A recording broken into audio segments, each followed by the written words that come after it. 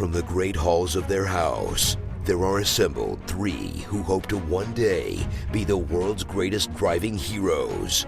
Created from the cosmic legends of the universe comes our team captain, the Vision, Bill Fisher. Their soon-to-be Wonder Woman, Vicki Fisher. And our Batman, the master of tools, gadgets, and all things mechanical, our mild-mannered soon-to-be millionaire, Alan Danvers.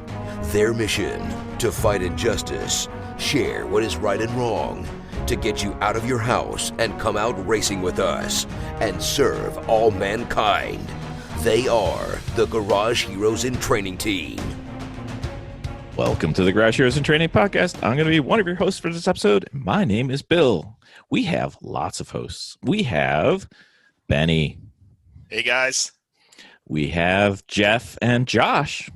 Hello. Hello. Gonk Droid has nice toes. You may recognize Jeff from the Everyone Racers podcast, and you may recognize Josh if you were subscribed to his podcast that he had it a while ago. What was your podcast, Josh?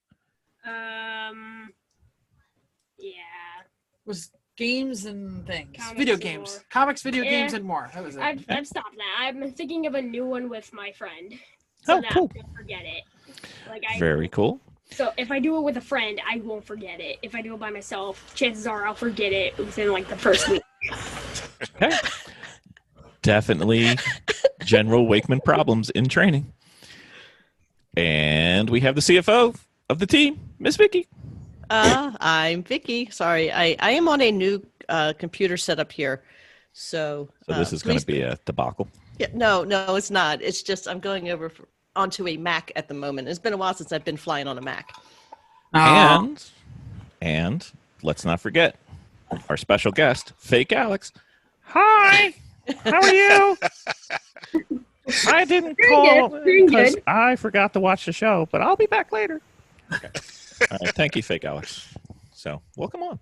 So, we are doing a WOOT episode. We are doing a spoiler-filled episode. We are going to spoil everything and speculate widely. Widely? And get mad at us. That's right. We warned you. And Josh is going to take you with his Darksaber and show you what's going on. So, Bring it. all right. So, we do a quick review of season 1, just in case you guys aren't up to speed. If you haven't seen season 1, don't listen. If you haven't seen season 2, stop before we get there. Yeah, and we definitely need to talk about what the characters' names are. So Yes. we're going to do a review just to make sure because, you know, everybody's got 2 or 3 names in this episode. So, okay, the Mandalorian. Who is the Mandalorian? People call him Mando, also known as Din Djarin, which we learn his name is. Until season 2, though, right? No, I think that was season 1. Oh, okay. Yeah. All right. He's a bounty hunter from, quote, the Guild, which is a group of Mandalorians. They're hiding out on a planet called Navarro. We're going to be using some planets discussions on here, so I just want to make sure we get some of the planets down. They have kind of a religious vibe, I would say. So there's an armorer who seems to kind of run the guild. He keeps using the term, this is the way, it's a she, to explain things that don't make sense, like they don't take off their mask, but other Mandalorians do, why they're in hiding, all kinds of stuff like that. So through the season, Mando rescues Baby Yoda, a.k.a. the Child. Question. Yes. Would anyone who just watched the movies know any Mandalorians prior to the series? Sure. Yes. Mm-hmm. Who would they know? We're going to also probably be including some of the ones from Clone Wars. Clone Wars. Very important that we talk And about Rebels. And Rebels, Yep. Yeah, I don't know the name of one of the Mandalorians from Rebels, so. But the one that everybody knows is Boba Fett. We're assuming if you're listening, you at least know Boba Fett is a Mandalorian. And Just if wanted to you're make sure at they least did. somewhat more of a super fan, you know the name Jango Fett. But there's also different kind of Mandalorians, like Pre Vizsla, who was the ancestor of Tal Vizsla, who created the Darksaber. We're going to get to all that. I am seriously outgunned right Yeah. now. Well, Right, we know who did their homework and who didn't. I am outgunned. I am outgunned by. How old are you, Josh? 12. So, but this is Yeah. the important part that we know is, you know, the Mandalorian in the first season seemed to be very much like the trope of the samurai, was it Wolf and Cub?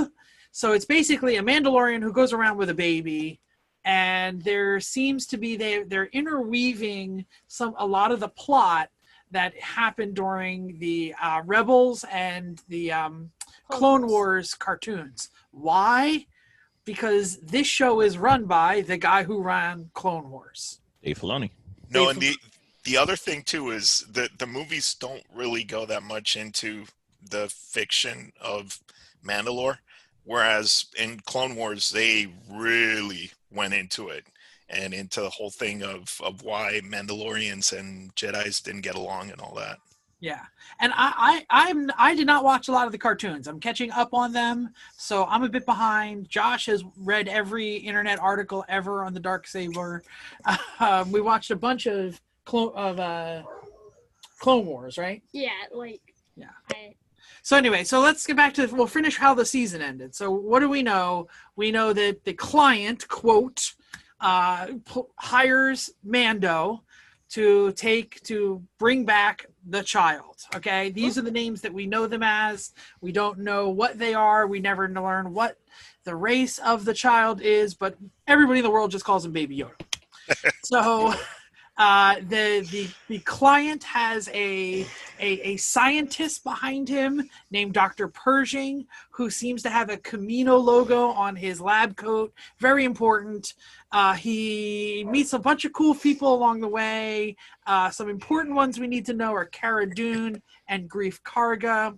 We leave them on Navarro. Yes, you have a question? What's a Camino logo for those playing at home? So Camino is from episode 2, excuse me, of the Star Wars movies, and it is where the clones were made.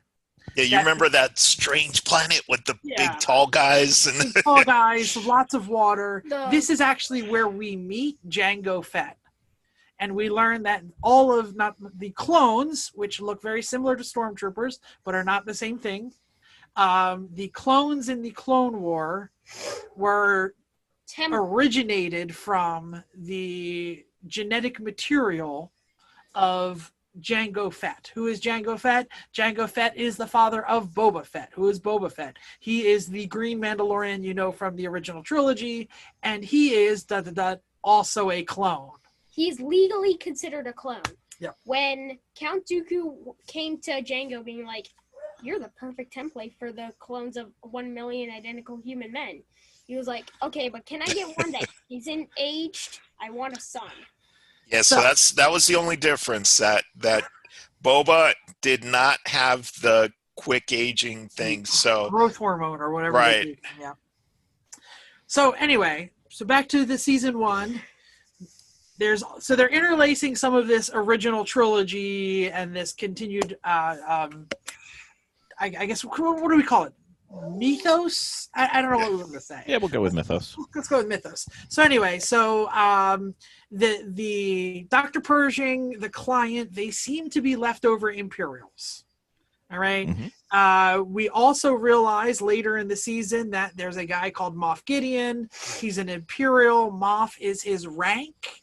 Moff is a rank in the Imperial Army or Navy, whatever. And he has the Darksaber, and he is behind the entire plot to take the child. Okay? At the end of the season, Mando leaves Navarro thinking he destroyed Moff Gideon. He has the child.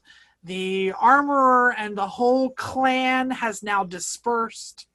But the armorer leaves Mando with the, I guess, mission to take the child and return him to, quote, the Jedi, an ancient race of sorcerers who use the Force. Because we learned through season 1 that the child seems to have the Force. He does not seem to be a very good Force user. I will leave that up to interpretation. He seems to be able to do some things every now and then he unplugs and falls asleep. That's how I would do it. He doesn't use the Force when it's important, like every other Jedi. Yeah, exactly. Basically, if huge group of monsters attack him, he ain't using it. Somebody doesn't give him any cookies, then he's time to bust out the magic. Yeah. He has his Or priorities. when Mando's in trouble. When Mando is in trouble, absolutely. Right. So, I promised to do a T-shirt check. I am wearing "May the Forced Induction Be with You" T-shirt. Ooh, Turbo. Look at you. Josh has got the child on there. Josh has the Baby Yoda. So we're only going to call him the child for a little bit. We're going to get there in a minute. So let's talk about some of the things we know and don't know at the end of season 1. Mando doesn't know what the hell a Jedi is, even though the age of Mando, Din Djarin, should put him to the point where like people his parents' age should have lived under the protection of the Jedi through the original Senate. Republic Senate. So this is where a lot of like the finger waving and it's the way is coming, and this is why people think that it's kind of like a weird religious cult. We also learn about Beskar. Beskar is the ancient metal that, quote, belongs to the Mandalorians, was taken during something called the Siege of Mandalore, which they don't really explain. Or the Purge. They kind of use those terms. There's like a Venn diagram where they use the Purge sometimes and the Siege sometimes. Whatever. We're not really sure. We do know more about that if we watch the cartoons, but I'm talking about what we just know from watching the show. The Clone Wars explains the Siege of Mandalore in some light, but it's still really vague. Still really vague, yep. The Mandalore, the planet of Mandalore is, quote, dead. Nobody knows why. That's why the Mandalorians are scattered across the galaxy. We also have this this cliffhanger during one of the episodes. The bounty that Mando is trying to work with is getting someone named Fennec Shan. Fennec Shan is some sort of international badass who kills everybody, and we're gonna get Fennec Shan. Sniper killer kind of deal. Mando thinks he has killed Fennec Shan, who is also female. But there is a kind of entry through the screen of someone with spurs that, if you're a freak like us, you're like, that's Boba Fett. You're like, those are the spurs. They use the same exact sound effect. But you don't know what happened to Fennec Shan. You don't know if that really is Boba Fett. You don't know how that's going to work out. Were the spurs part of his armor again? The spurs were part of his armor. We can get to what happened later. Yeah, because you know. Yeah. So we know now. So they thought that Agent May was Fennec Shan, but it really wasn't. Yeah. The other thing they also mentioned through the flashbacks is you kind of figure out that Mando's not actually Mandalorian. And you actually find out that he's a foundling, and that they actually go a little bit more into that into season 2 as to why they're considered religious zealots and stuff. But we'll get to that with the season 2. But the big reveal in the last episode is that Moff Gideon has the Darksaber. Okay, I didn't know what the hell it was. It came out. Basically, he crashed his TIE fighter and he escaped by cutting away. It was like everybody was like, the Darksaber, and I'm like, Josh, what's the Darksaber? And he had to explain it to me. Do you want to give a sentence or two on the Darksaber? I think that's an understatement, my guy. Okay, 2 sentences. Keep it short. Go. Less than 5 minutes. Cool Mandalorian saber. It's a Mandalorian lightsaber. Oh, okay. But it absorbs light instead of showing it. Absorbs light instead of showing it. Let's talk about who carries it. The leader of Mandalore, right? Yeah, basically the leader of Mandalore. And we saw it in the cartoons, and who wielded it? The last person that we saw wield it was Bo-Katan. But it was passed by the girl who I don't know the name of, so we're gonna skip the tree one step and say Darth Maul. Yeah, the other thing about that is that there was only one Mandalorian Jedi ever, and that was the guy that built that saber. Yeah. Par Vizsla, yeah. All right, so we end season 1 with Mando jetting away, leaving his friends in Navarro. He has beaten all the imps, except we know that Moff Gideon escapes, and he leaves his friends at Navarro, who kind of become the government, and he has the child, and they are jetting away to find, quote, the Jedi. Okay. Roll credits, season 1. Roll credits, season 1. I will review the first 5 or 6 episodes of season 2. Mando needs something. He finds somebody. They need something, but he needs to help them. And then they find out that they win, and then he gets what he needs, and repeat. Yes. And rinse. Come and on, that repeat. was a great episode, though. And rinse. It's very was video every game episode. right now. Josh and I have begun TikToking, Oh my. and there's a great TikTok where there's a guy with a bucket on his head, and he's got a green dog in a basket, and he says, "I'm the Mandalorian. We need milk. Let's go to this planet and get more milk." Hi, we're here for milk. We and don't like Mandalorians, but we'll I know where the milk is, but you need to help me. Yeah. kill the big monster that's been using our Wi-Fi, and then he shoots it. It dies. Okay, so here's your milk. What happened to the milk? Oh no, Baby Yoda drank all the milk. Ha ha ha. Okay. Yes, you're right. That is the first 5 episodes of the Okay. Mandalorian. So I think it's the 5th or 6th episode, we meet Starbuck from Battlestar Galactica. Are you going to start pulling like that? Because That's right. I mean, not for But I'm nothing. already having a hard time following this. Yeah, I loved the actors that were featured in this season. I mean, they just pulled from everywhere. You know, That's right. Timothy Oliphant, We meet Rosario the boss. Dawson. We got the boss. Oh wait, we're waiting for Rosario Dawson. I am really amazed by the actors they pulled for Mandalorian Yeah. Sasha Banks. and the quality of people coming in. Yep. And we knew in the mid-season, between the seasons, that some of these castings had happened, and some of them we did not know. Right. Yeah. So Yeah. I don't think we knew what Tim Oliphant was playing. Yeah. And I like the fact that they're able to keep some of that tight-lipped. Did anybody else Right. think it was Josh Duhamel? Just when he first popped on? no. Before we jump ahead, I just want We to make didn't get another to comment. Baby Yoda eating sushi yet. I know. Okay, but That's literally in the script. I've looked at the script, and it just says like meet the boss, and then it's like all periods, like meet Starbuck, meet the boss, eat sushi. Yeah. Meet. Yep, we're all gonna right. get there. Well, okay. Right now, we'll just go ahead and we'll finish. We'll talk about everything later. All right, and then we meet Ahsoka. Anybody want to do Ahsoka history? I think Josh is going to dislocate his Got her arm own if he doesn't show. do it. All right. Pretty simple. I can give a few sentences, or we can go the paragraph. Less than 5 minutes. Okay. Ahsoka was the Padawan of Anakin Skywalker. Survived Order 66. Appeared in Rebels. Now is in Mandalorian.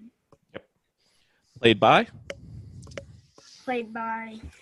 Rosario Rosario! Dawson. Yeah. That shocked me when she came in.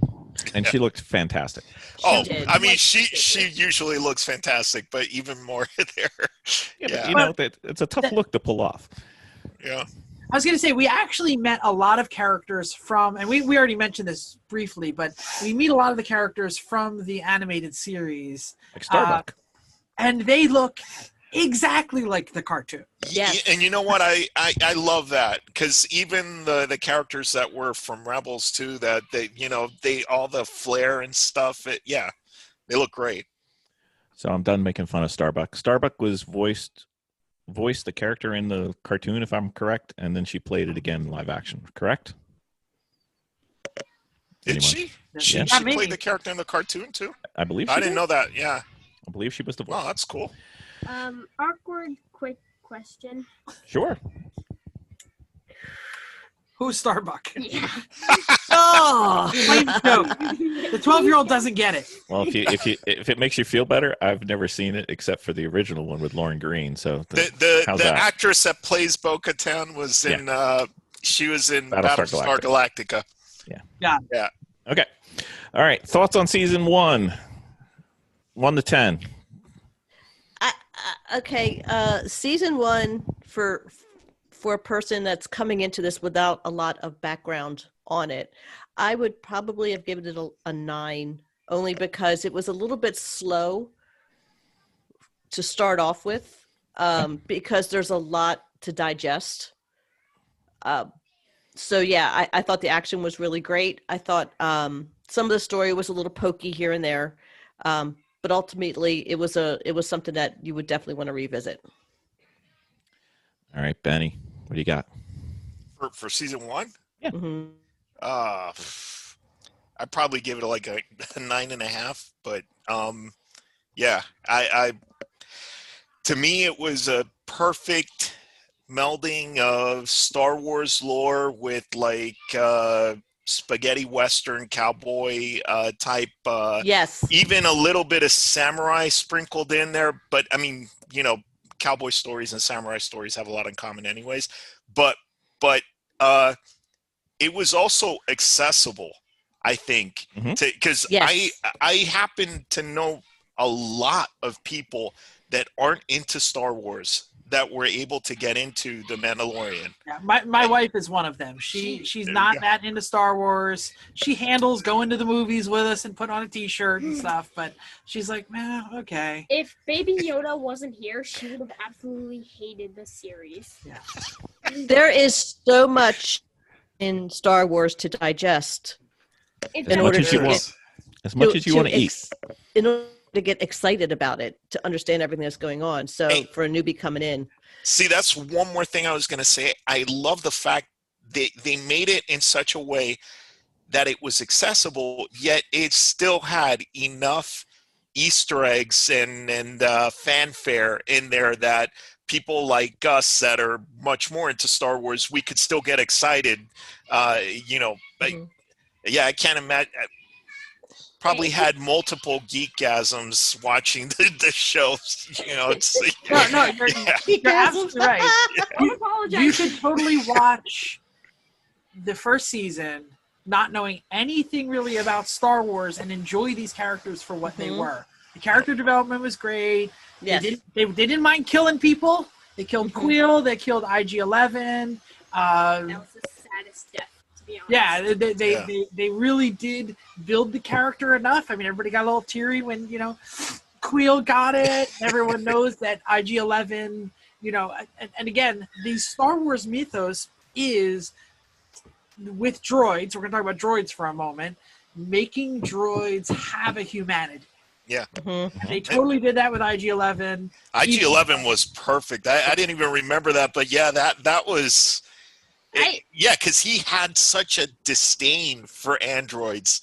And, yeah. There is so many times I've watched the episodes of season 2, and I'm like, God, I wish he didn't self-destruct.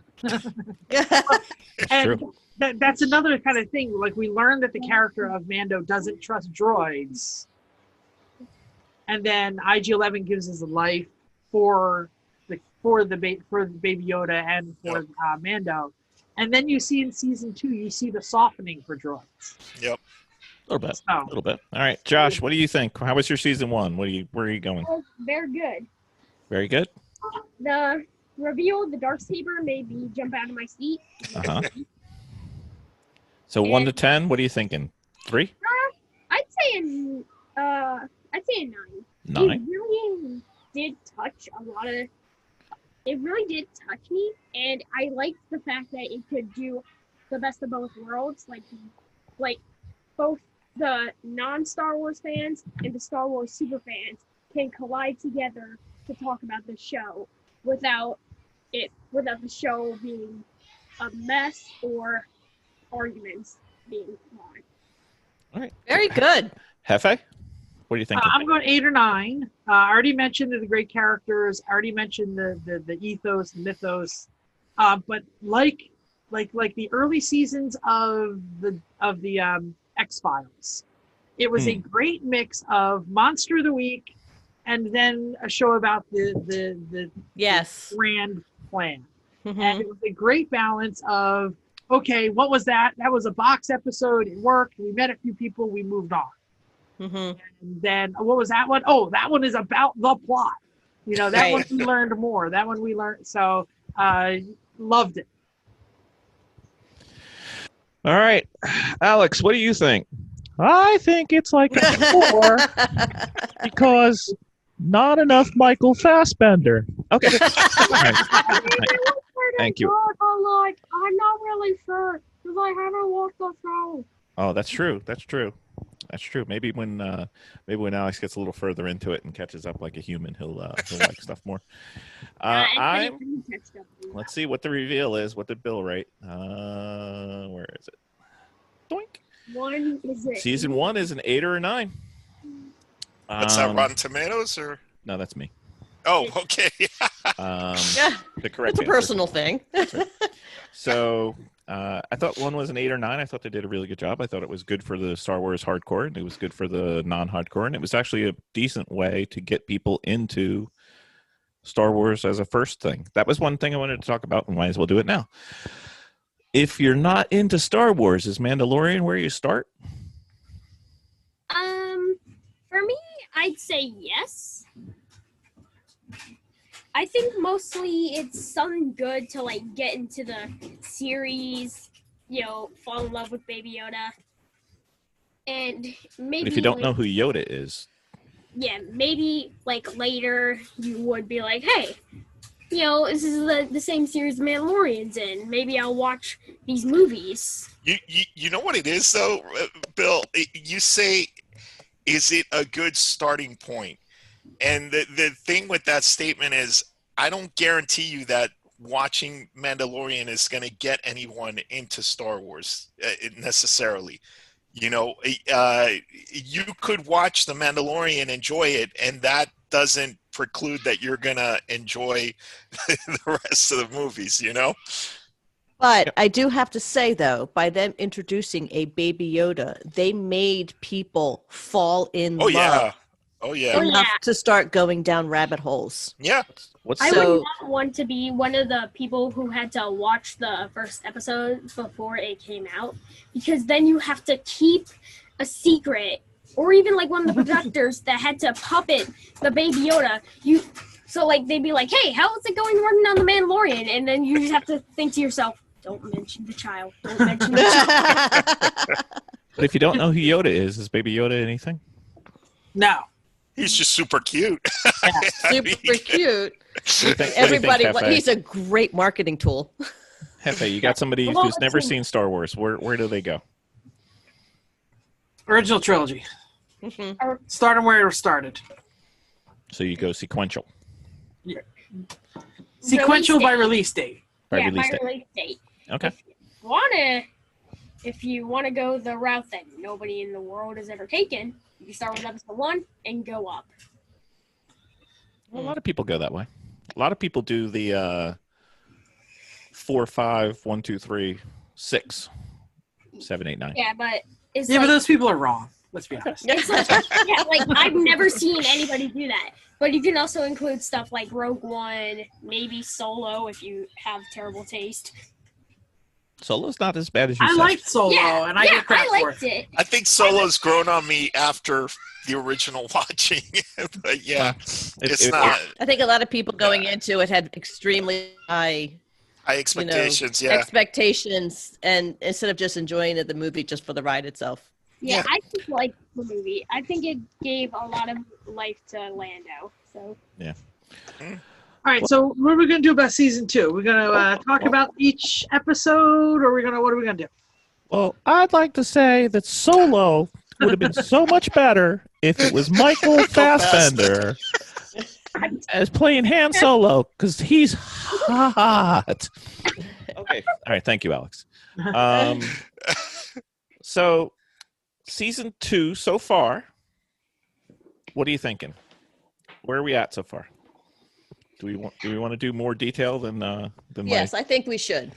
I summarize things too much. Mando needs something. He finds somebody who's got what they want, and then they help him. We could do like one sentence, what we need to know about each episode. Okay.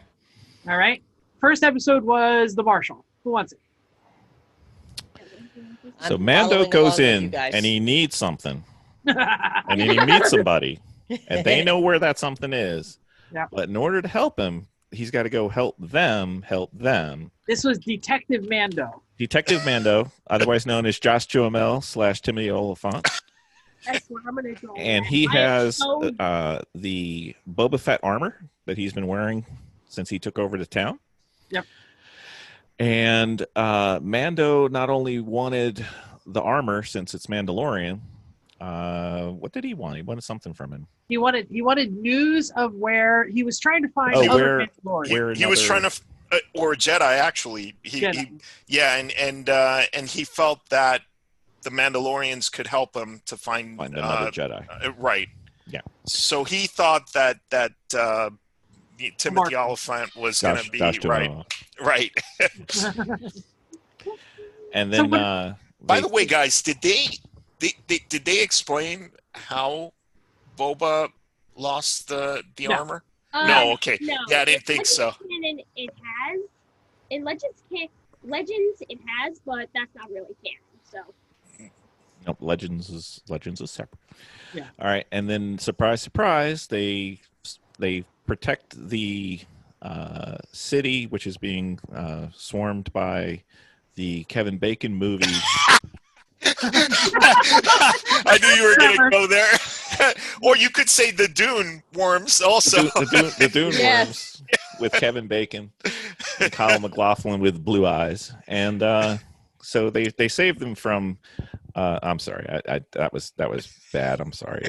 It was the dragon from The Hobbit who lives underneath the city. And eventually they come up with a great plan of I believe it was doing a Tony Stark and going inside the monster that's flying above New York City, blowing him up from the inside because that's the part that's not protected. And then he gives away the Mando armor and tells him where to go find another Mandalorian, I believe. Right. So this seemed like a completely wasted episode. But what did we pull? But what it sets up is this other set of armor that we all know is Boba Fett. And, if you're a nerd and if you're like in full nerd thing, you're like, yeah, see that sand person who's sitting away from everything? See that kind of looks like maybe that might be Boba Fett. I don't know. In the last few seconds of that episode, there was a figure. He was definitely not sand person. He didn't look like sand person. You could kind of see his face, and there was like scars and scratches. And he kind of reminded me of a clone soldier, and Boba Fett is a clone, so I thought that was Boba Fett. Okay, so who wants to do Phil number 2 of the season? So second, go ahead, the passenger. All right, so basically, Mando goes back to the auto mechanic from like season 1. Yeah, he gets his ship fixed from someone he met in season 1. And then Mando's like, so this frog lady knows where other Mandalorians are. And she's like, well, her husband does. Do you know her husband? No, I just met this woman 5 seconds ago. That's you have right. to travel with her to a different planet, but you can't go into hyperspace. She has eggs that are needed to carry. And then Baby Yoda's just like, ooh, omelets. Snacks. Sushi.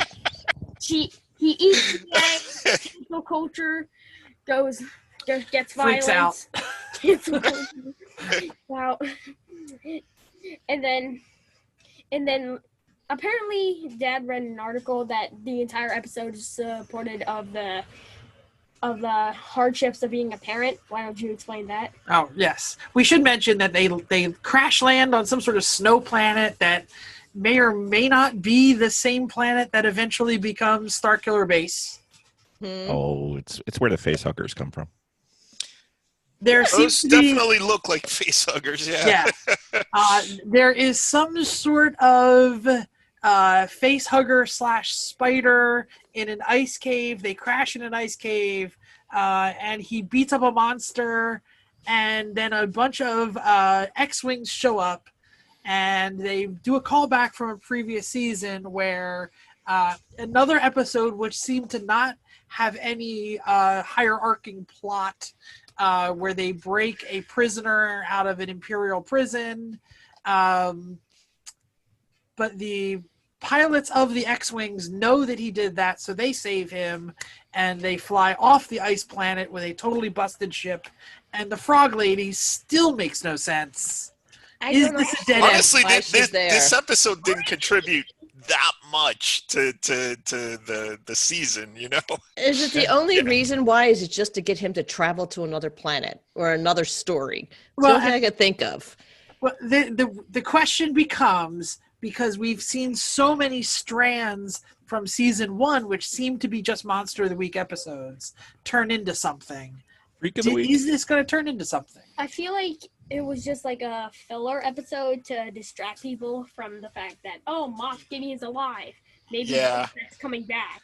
I did like the fact that they kind of, highlighted that him and the Republic aren't necessarily at odds with each other, but yeah, it didn't contribute that much. Yeah. This either planted a seed that is going to sprout a long time from now, or it was a worthless episode. Yeah. So let's move on to filler number 3 of the season. The Heiress. Wasn't really that much of a. Yeah, I don't think this one was filler. I don't necessarily agree with you there, Bill. I think the 4th one was filler. Okay. I thought the 4th one was better, but okay. All right, so someone summarize the Heiress. The Mandalorian braves high seas and meets unexpected allies, continuing the search for other Mandalorians. Din and the child find themselves on the estuary moon of Trask in the Arkansas section. It's like reading this, I think. He found a synopsis somewhere. Right. I've got a one-paragraph synopsis. That from Wikipedia. IMDb, by the way. Fishy Boopkins. Okay, so he goes to a planet that's filled with Quarren and Moncal. It's an ocean planet. Which looked pretty cool, by the way. The Mandalorian consistently does stupid things. So he just gets on a boat with some randos that he just met, and they try and steal the best car. They're trying to steal his armor. They sacrifice the child. They throw the child into a pit with some sort of creature. Yeah, some creature that just swallows him whole. Just scoop. And out of nowhere, Ex Machina all of a sudden pops up. 3 Mandalorians. Right. Or are they? No, actually, these are right? Mandalorians. So, we know the Mandalorians from the animated. Ben, help me out, right? Yeah, these are from Rebel. These are from Rebel. So it's Bo-Katan. Yeah, I don't know the name of the other two, but they are characters that we have seen before. It's Sasha Banks. And showing us up. I thought I was the one showing it's you. Casca Reeves and Axe Woves. I gotta say, I loved the scene in the bar when they pop in, when Bo-Katan removes her helmet and Mando. He just gets triggered. He just gets up. What? Yeah. He's like, "Where you?" Just did what? Did you read the subtitles? Yes. The subtitles. We did have the subtitles on, but I don't remember what it said. We have the subtitles for the entire. We always watch with the subtitles. So the subtitles said, Pedro Pascal says, "You can't afford me to take my helmet off on this scene." What? But we should mention that we meet these 3 other Mandalorian. They are trying to fight the Imperials. They are collecting ammo because their whole thing is they want to go back and get Mandalore back under the Mandalorians. And this is where we start to realize that Mando Din Djarin, he don't know crap, right? That there's this whole other culture of Mandalorians out there that are different from him. And they kind of give you the idea that this is almost like the foundlings and the people that Mando's with. They're like ISIS, and everybody else from Mandalore, those are the regular Muslims, Yeah. Wow. So he's like, you can't do Mandalorian's dead. And they're like, no, it's not. We just got kicked off. Well, you can't take off your helmet. Well, yeah, you can. What do you like? What have you been going? Exactly. They're like, what are you on? Where do you get this stuff from? What kind of stuff are you on? They do blow up an Imperial ship. There is a definite deep moment where Bo-Katan is getting ready to kill whoever's in charge of the ship. I don't remember the character's name. He's just she tells him directly, "Where is the Darksaber?" Where is the Darksaber? Yep. So, even though we know Bo-Katan had the Darksaber, according to the animated series, she has lost it and she doesn't know why and where it has gone. My theory is that there was a duel between Moff Gideon and Bo-Katan for the saber. Mhm. Bo-Katan drops it and just went, have a great time. And Peace jetted. out. All right. So, Episode 4. You're right. I thought that Filler one was good. This episode. was the one I thought was Phil. Sorry. Yeah, and by the way, the Mandalorian suits that Bo-Katan and the rest of the crew were wearing were true to what was on the animated series. they really nailed the animated Yeah. series look on this. They did, yeah. The head thing that Bo-Katan wears, Yeah. they that live From under the helmet. From the Olivia Excellent. Newton-John physical video, right? Exactly. Yeah. Okay. Okay. All right. So Phil number 3, the So siege. film number 3. This was probably the biggest filler. You know it's bad when the IMDb summary is less than one sentence. What is the IMDb summary? What is it? Tell us. The Mandalorians rejoin old alloys for a new mission. Yeah, this was definitely Phil. I Period. mean, However, I there, would say even more than the other ones. however, there was one scene where you got to see some dude floating around in a test tube. Test tube baby. Basically, Mandalorian goes back to Navarro. He hooks up with Grief Karga and Cara Dune, who are now like the government. So Yeah. like they're like whatever. Or the sheriff. Or yeah, the the sheriff sheriff. and the mayor. The magistrate. So they basically find out that there is another set of Imperials on the other side of the planet. We're gonna go kick their ass for some unknown reason. They go there, and it is dun dun dun some sort of medical research lab.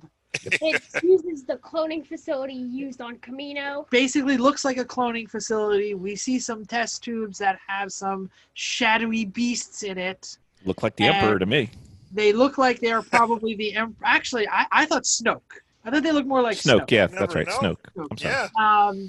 But what we do get is we get a is it a recording or is it It's live? a transmission. Is it a trans? I don't remember. It I was think it's a recording. It's a message transmission Yeah. from I think it was Dr. from like 3 days ago. Purging. Pershing, and he's Oh, like, yeah. the subject has rejected the blood. It's a child. I will. Yeah, he basically says he is out of M's So that's midichlorians, right? midichlorians, right? Yeah, Okay, we just have to right. say- Second time they've ever and been we mentioned. are implanting the clones with the M's, Right. and That's we're high. out of M's because we took it from the subject, and the subject is only a child, and I could only get as much as I had. So I will not let you basically, down, Moff Gideon. and I would not let you down, Moff Gideon. So now we know he was working for Moff Gideon. It is a cloning project. There, gosh, dang it, midichlorians are Now, back. could you imagine? Could you imagine if they like actually pulled more from the extended universe? Like, there was a video game with a character called Starkiller that was kind of a Mhm. clone character. That would be something pretty cool. But yeah, Can we go? happen to have the Force. Yeah. Well, actually, all of that is extended universe, so it's not canon anymore. Well, I mean, I'm anyways. Yeah, Well, I mean, there's only been like one stormtrooper kind of that has been Force sensitive. And Okay. that's Finn. Finn. Oh, Finn, right. Yeah. Yeah. So can we go into the group that you just mentioned?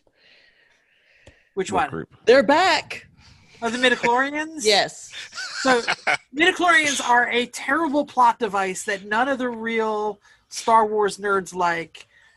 In episode 1, Qui-Gon. Qui-Gon Jinn tests the blood of young Anakin and says, quote, his midichlorian count is way above the charts, even more than Master Yoda, blah, blah, blah. He's the which- chosen one. Which everyone says, Maybe. we do not like our Force as science. We want the Force to be magic. Or religion or something. Or religion. Yeah, Yeah. I think religion it or was- magic. Nah, it was like I think it was just how nobody liked the fact that it was mentioned once and then never again. And never again. So again, we have this thing where it seems that later in the timeline, they immediately forget what they knew like half a generation ago. Because the midichlorians were not brought up at all in the original trilogy. Definitely the reason of how the Force works in someone is really confusing. Because they went from midichlorians to people who are just born with the Force. And then in Last Jedi, they just said, screw it. Anybody can use the Force. Anybody can be a Jedi. Well, and then even in the sequel trilogy, And then in the last no discussion of midichlorians whatsoever. the Skywalker, they said that wasn't true. Anyway, so let's move on to the only good episode of the season so far. Oh, come on. Wow. Wow. That's harsh, man. You are not wrong. Wow. All right, so up next is The Jedi. You are not wrong. Here's the brief three sentence. So Goes to awesome. another planet that we have never heard of before. It is the forest planet. We get there. There is no forest. And we're introduced to Ashoka Tano. You couldn't see the forest because there was trees there. There were trees there, but they're half dead. Yeah. Live action appearance of white lightsabers. The live action appearance of white lightsabers. Thank you. Ashoka Tano has white lightsabers. She's on some crappy ass planet fighting some crappy ass city. Who knows what she's been doing for the 25 years in the past, but she decided today that this is the day she takes over the city. Mando lands. That was a subplot from Rebels. Was it? Okay. You find out at the end that who she's looking for is Grand Admiral Thrawn. Yes. Yeah, but sorry. Talk about skipping to the end there. No. Just before I forgot. Sorry. So, and we could talk about Thrawn in a minute. Let me just finish the quick plot here. Man. He's the original Blue Man group. Imperial Magistrate Morgan Elsbeth. I just read that off Wikipedia. No, I do not remember her name because she is not important. It's not a reliable source. Yeah, definitely not a reliable source. So she has some sort of city-state. She's help. She's repressing the locals. And Ashoka, for some reason, is trying to free them from their oppression. And she's going to siege the city. Mando lands, and they say, "Hey, you're a Mandalorian. You hate Jedi. Go kill our Jedi for us." I'll give you a stick of Beskar. We'll give you the Spear of Beskar. We're going to talk about the Spear of Beskar in a minute. He's like, whatever. I'm not taking your job. But he kind of like, this is where he kind of starts maybe throwing a little bullshit. They say, "Are you in this guild?" He's like, "Last I checked." So we're really seeing like some progression of Din Djarin. It's just him backing away from the guild. And really not being the Boy Scout. This is the way. It's like Jeff when he gets pulled over for a speeding ticket. Were you speeding? Oh, I don't know. The first season, it seemed like he would die for the guild. So we're burying the lead. He goes in the woods. He finds Michael Bain from Terminator fame. Yes. That was pretty. That was awesome. Yeah. T2. He's the T2000, right? No, he was the original. He was John Connor's father because he went back in time.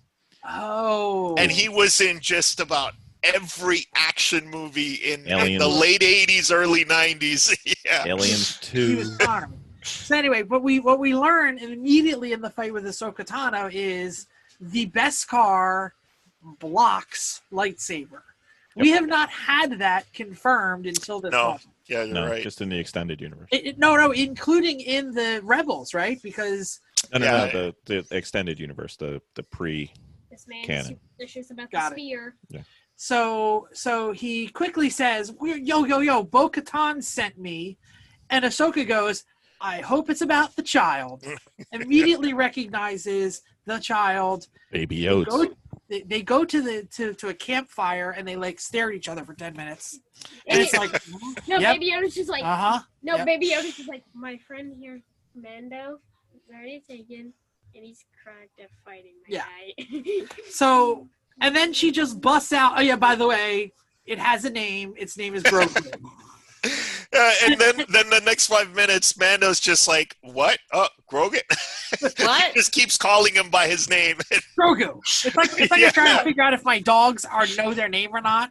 I'm like, Comet. And if it looks, I go, see, he knows his name. Yeah, and sometimes You know what? No, sometimes it's like Comet, and then Trixie just looked. I'm like, huh? That was the moment that Mando became a dad. Oh no! Like whenever You know what? You're not wrong here. Mhm. Yeah. $5 says first words. I am Grogu. Oh, nah. No Groot. sorry. So anyway, My bad. they go back to the town. They kick everybody's ass. And then this is kind of weird because Vicki says this is where Mando becomes dad, but then his first thing is like, well, then this is your kid now. He tries to Just lead like every- Grogu. But it didn't seem well, like... but at the same time, he knows that now it's. I think the realization of this is a child that I'm not going to be able to take care of, so I need to do the best thing for this child. Right. To me, it never seemed like he was trying to get rid of him. You know, it seemed like he like it was hard for him to do it, but he wanted what was best for. Right. Yeah. Yeah. You're burying the lead. Thrawn. No, well, No? Go on. secondarily, she won't train him because Baby Yodes is too attached to Mando, and she's seen what happens. She's afraid that it's going to be another Anakin. Correct. Yeah. Awesome. Benny, why don't you fill us in on Grand Admiral Thrawn? Oh, so like in Blue Man Group. in the Rebels cartoon, he's kind of like the big bad that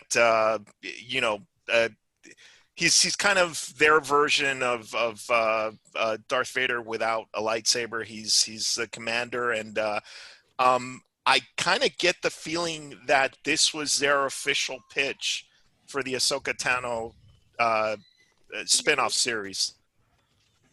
Well, I mean, it was announced, right? Yes, it was announced. Okay. Well, Thrawn is two or three. I can't remember books. Three. Never read the books. My only exposure I read was the books 150 years ago. Yeah. And I think widely known as the best of the extended universe that's no longer absolutely canon. is. Timothy Zahn wrote the books. I can't even remember what they were named. I have it up here. Heir to the Empire? I think they were just called Thrawn. Yeah. Well, So when they're he- combined, they're Thrawn. Yeah. Yeah. So he has like a good background then, right? Yeah. I mean, people must have been excited when they put him in the animated series. And there is one canon recognized Thrawn book now, also written by Timothy Zahn. Excellent. Because the original three are not considered canon. Correct. Yes. All right. So people are going to be even more excited now that they'll get the live action version. Yeah, Yeah. exactly. No, So, well, and if we are going to say that season 2 is lacking something, there is this kind of dead ends that keep happening. Who the fuck is the Frog Lady? We meet Ahsoka Tano, who everyone is like, this is the greatest character ever. Bye. Yeah. Like 30 minutes later, you're done. Oh yeah, by the way, let's drop this nugget. Thrawn is in this universe, and we're not going to talk about that ever again either. Yeah. They're following the Arrowverse and trying to have a subtle pilot spinoff. For me, I think it's like setting up something for. They were not subtle. series. yeah, Bill. I don't know what you're talking They're about. not subtle because it was just announced like right after. So, Listen, we can talk about this only good episode that we had so far, as long as we want, guys. Okay. You know what? I don't. you're wrong because Yeah, I don't that's agree. the And thank you. Yeah, you're Thank wrong. you. I don't agree on that. Yeah. So let's move on to the tragedy. All right. So far, the whole season minus this episode. But go on. So, So the 6th episode is called The Tragedy. So what we learned from Ahsoka Tano is go to this next planet. Again, a very linear plot device. What you want is like not another quest. Did he need Another something? quest. And did he find somebody who needed something Right. else? And did they help him? So he's got to go to this other planet, Tython. Tython, yeah. Tython. Tython is considered one of the ancient planets of the Jedi. This is in the books. This is in the extended universe. People know about Tython.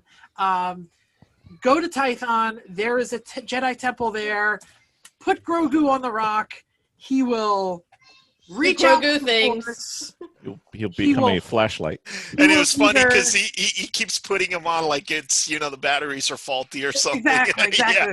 It's like reset.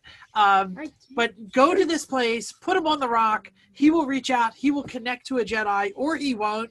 If he does, great. They'll train him. If not, I'm out. Bye. Ashoka is out. He goes to this planet. Of course, he can't park next to it. He's got to climb a mountain. He puts the baby on the rock. He gets up to the hill. He's like, "All right, kid, yikes! Do it. Do it. Okay, go." Yeah. The child Grogu starts to commune all of a sudden. The connection happens, and does the slave one come in first, or does the lights happen? Slave one came in. No, Slave One came in with them. and He looks up, and the slave one is there flying. I jump out of my seat. So let's really quickly mention what Slave One is. Slave One is Boba Fett's ship and Jango Fett's ship in the movies. which we know since Empire Strikes Back. Yeah, we've known this forever. I am not a crazy Boba Fetter. I do not think Boba Fett is the greatest character on the planet. I literally stood up and went, "Yes!" when Slave One showed up. I jumped out of my seat and screamed, "Slave One!" And Vicky's sitting there going, "What?" Well, my wife was like, "What the hell are you talking about?" My brother and I were having a conversation about Boba Fett. It's amazing how the whole lore that a character that appeared in a movie for maybe 15 minutes total. Not even. Sprung this entire lore, and I honestly, I think that one of the main reasons is because he had such an amazing action figure. Yeah, I'm the only one. I'm the one obsessed with Boba Fett because I'm the one who made them in Battlefront 2. You gotta realize people always fall in love for toothpicks for Sarlaccs, and that's what his purpose was in that entire movie. All right, Sure. All right, that one Yeah. sucked. Well, That one and- sucked. yeah, All right. Real quickly, we should mention that Boba Fett, yes, he had like 7-8 minutes of screen time in the original trilogy. He was a main part of the He's a bounty hunter for bounty hunter, absolutely. But in the prequel trilogy, he became much more important because he was this genetic creation of the clones of the Clone Wars that we mentioned earlier. So even though he did not do a lot, he was very he's big connected. in Star Wars. And Canon. we should also mention that one of the big reasons why people got so excited for season 2 was because Boba was supposed to be dead. The last time we saw him, he was in the belly of a huge creature. Yeah. It's And that happened to be on the same planet where the Marshal had his armor. So the armor showing up was a callback, a direct link to the movies. We should mention, let me just finish the plot of the episode because it happens. Fennec Shan is with Boba Fett. Boba Fett is carrying gaffy sticks, which makes him look like he was one of the Sand People back in the other episode. So yeah, they are connecting these dead-end episodes that don't seem to make much. And Boba Fett and Fennec Shan kick everybody's ass. Oh, Fennec is every bit the super sniper that she's been rumored to be. in episode 5, I was like, okay, why do we need this character? She just got shot. Yeah. And then Dad's like, nah, she's coming back. They paid way too much money for her. There's no way this is gonna be. Don't mess with Melinda May. And I'm just like, huh? And I want to mention something. During the heiress and during the tragedy, I think, and actually we find it much in the heiress, when we see Mando, Din Djarin with the other Mandalorians, he's not as good as them. I think it is very clear that he is, I don't want to say in training but they are better fighters. Yes. And when we see Boba Fett take out with a gaffy stick Yeah. take out an entire legion of stormtroopers, we realize that maybe Mando's not all he's cracked up to be. True. Yeah. Moving on What else to the do we need to know about that episode? Anything? Did I miss anything? No. There's a lot to talk about. Yeah, the ending. Yeah, may I continue? Oh yeah, go ahead. So these black droid things take Grogu. He's just like, Father, help. Yeah. Oh yeah. He gets put onto Moff Gideon's ship, and then later, and then Boba Fett's like, well, crap. We promised that like we'll get out of your hair when he's safe. So we're coming along. Yeah. And then they come to go get Cara Dune, and she's like, look, Mando, I'd love to help you, but I'm official now. I can't break these rules. That's later. You're skipping That's right. episodes. Yeah, Yeah. So, but plot-wise, we should mention that the reason that Boba Fett showed up is because he wanted his armor. Yeah. Yes. And And one he said, thing, I will trade the armor To protect the child. if I help you protect the child. So that's why he kicks all the stormtroopers' asses. and Because of he wants course, his armor. Mando doesn't want to give him the armor because he says, He's not a Pilon. Mandalorian. But Boba, it clearly establishes his lineage. Yeah. So, Yes. yeah. So during the fight, he gets his armor, he kicks more ass, he shoots down 2 ships. We learned during this episode that this is actually an assault from Moff Gideon. Moff Gideon has tracked the Razor Crest when it got repaired. Yep. Blah blah blah. Wave your hands. Plot works. Don't worry about it. Well, at least they but- mentioned it earlier, though. Scene of all. Yeah, they did mention it earlier. The most painful. And from space, Moff Gideon destroys Mando's ship, the Razor Crest. This I was like, ah! Ah! I'm just like, bro, calm down. It's just No. at least the slave one's still intact. And then Yeah. they sent in the Death Troopers to capture Then they Baby sent in the Yodas. Death Troopers, which they had alluded to in previous episodes. Death Troopers, anybody want to say what a Death Trooper is? Is it a robot under there? Is it a human? We're not really sure, right? Apparently, Are they like the assassins? Not assassins, but We saw joints that had no limbs, so I'm thinking they're robots. yeah. Yeah, They I might think- be like the Marines of the stormtroopers. I They're think probably they're- stormtroopers who actually shoot things and hit them. Yeah. Yeah. They show up, they take the child, they fly back to Moff Gideon's ship. Moff Gideon's ship gets away. End of episode. No, Other no. than Boba Fett has said, "We failed you. We're going to stay with you and help you get the child." There's back." still other things, Yep. like Cara Dune being like, "Look, Mando, I'd love Not there to yet. No, not we're not there there yet. yet. The next episode. We got to get to the next filler episode. Not, The next it's one. not in the same episode. Okay, next filler episode. Name one. It They was, go go see Cara Dune, and then they release Bill Burr from his comedy workshop. I do gotta say though, Bill's character here was a lot more likable and more significant than he was in season 1. Absolutely. Yeah. Before we leave the tragedy, can we say one more thing though? Sure. 2 things he takes out of the Razor Crest. Okay. Obviously, you're going to come back. This entire time, the child has been playing with like the shift knob. I don't know what the hell it is. So he takes the shift knob. How he finds a like 1.5-inch ball in the entire destructed ship, I don't know. Well, the rest of it was powder, so it was kind of sticking out. Why is it Beskar? Right. Who Fear. knows? And the Beskar spear, ball. which was given to him in the previous episode. I'm going to talk about the spear. I think the spear is coming back. I think the spear is going to be a major plot device.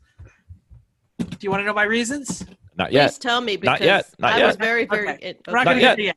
Not yet. I'm So- intrigued. And as Josh mentioned, he talks to Cara Dune. Cara Dune agrees to help, No, even though she's no, it's like legit. this. No, he just goes. They took the child. Cara Dune just goes. So who we killing first? That's right. Moff Gideon pays Baby Yoda a visit. He's like, Oh. "Hey kid, have you seen this?" and then they're like, stun him, put him in shackles, which apparently the Empire has baby shackles. I don't know for what reason, but somehow they just had them. You make them in all sizes while you're in there, just in case. I think their additive manufacturing skills are really good. They're like, Right. just go on the computer and they're like, we need little ones, little shack. Probably, yeah. The 3D printer just pops them right out. Yeah. So, No, they order them on Amazon. So speaking of adding filler, episodes to the Believer. The Believer, okay. This is where we are. The last episode that's been released. Last episode that just happened, The Believer. So in The Believer, they go to another. They rescue Bill Burr, who was the prisoner. No, I'm sorry, who was his name's Mayfield. Mayfield was one of the bad guys that was in a filler episode in season 1. Again, making these filler episodes more important than they were. Clancy Brown is no filler. Mando, I should say not he. Mando leaves him on the Republic prison ship, and he gets caught. But he is some sort of badass former Empire person who can break people out of prisons. He's a prison breaker. So Mando goes to Cara Dune, who is now part of the government, and says, "Hey, I need tell something. me where he is. Can you Should help we me?" just call him Bill Burr for the rest of the podcast? Sure, just Bill Burr. They're Bill Burr. basically the same person. So My son got very excited about this. Yeah, I'm not a Bill Burr fan, but whatever. He seems to be doing okay. They break him out of. He's like on a chain gang on some third planet that doesn't matter. They use the official connections of Cara Dune to release him, and they go to another planet where there is still. They need quote here's the MacGuffin. Because we go to a new planet because we need something. What they need is an Imperial terminal. What is it? Yeah, like a terminal. It's an ATM machine, everybody. Yeah, Whatever. exactly. Yeah. They need some Imperial credits. They're trying to get their ATM They card. just need to withdraw But their Bill, card. for some reason, Mando just knows. Oh, I know somebody who can find him. It's this guy, and I know where we left him. He's in prison, and he says, "Oh, sure, I know how to just look up anybody's address. If you get me to a terminal, I can look up where Moff Gideon is from the terminal." And then they go to a planet where they're mining blow-up crap. Don't worry about what it's called. It's not important. Stuff that blows up. Something interesting is There's that a truck heist. It's like all of a sudden the Fast and the Furious. That's right. Reminded me of Solo, by the way. Yeah. the biggest shock of the episode was Boba Fett's new armor. That's right. That thing was Yeah. Repainted Boba Fett's armor. Yeah. Yeah. What happened there? Yeah. He has I a was body like, shop inside the. I gotta say, it looked good, but yeah, it was weird how all of a It sudden. looked good. I prefer the new armor. But he went how many years not repainting it? Yeah. He just automatically decided to repaint it now. Yeah. Like, I mean, it was pretty beat up in, like, Return of the Jedi. Do you know how much Beskar Bondo is? It's very expensive. So you don't want to do that every year. But it's a Beskar. We don't actually know that it's Beskar. I think. No, I think they said that it was Beskar too. No, Yeah, or and Josh- in the first episode. Yeah, Josh Duhamel said that. Okay. Whatever. They go to this planet where they're mining stuff. This is again an Imperial holdout. They're mining blow up stuff. They're thinking Blow up stuff. they're trying to go through the list of people who can go in. They get to Fett. He's like, Well, let's just say they might recognize me. Yeah, nobody can enter the Imperial base because they're all wanted. Yep. All right.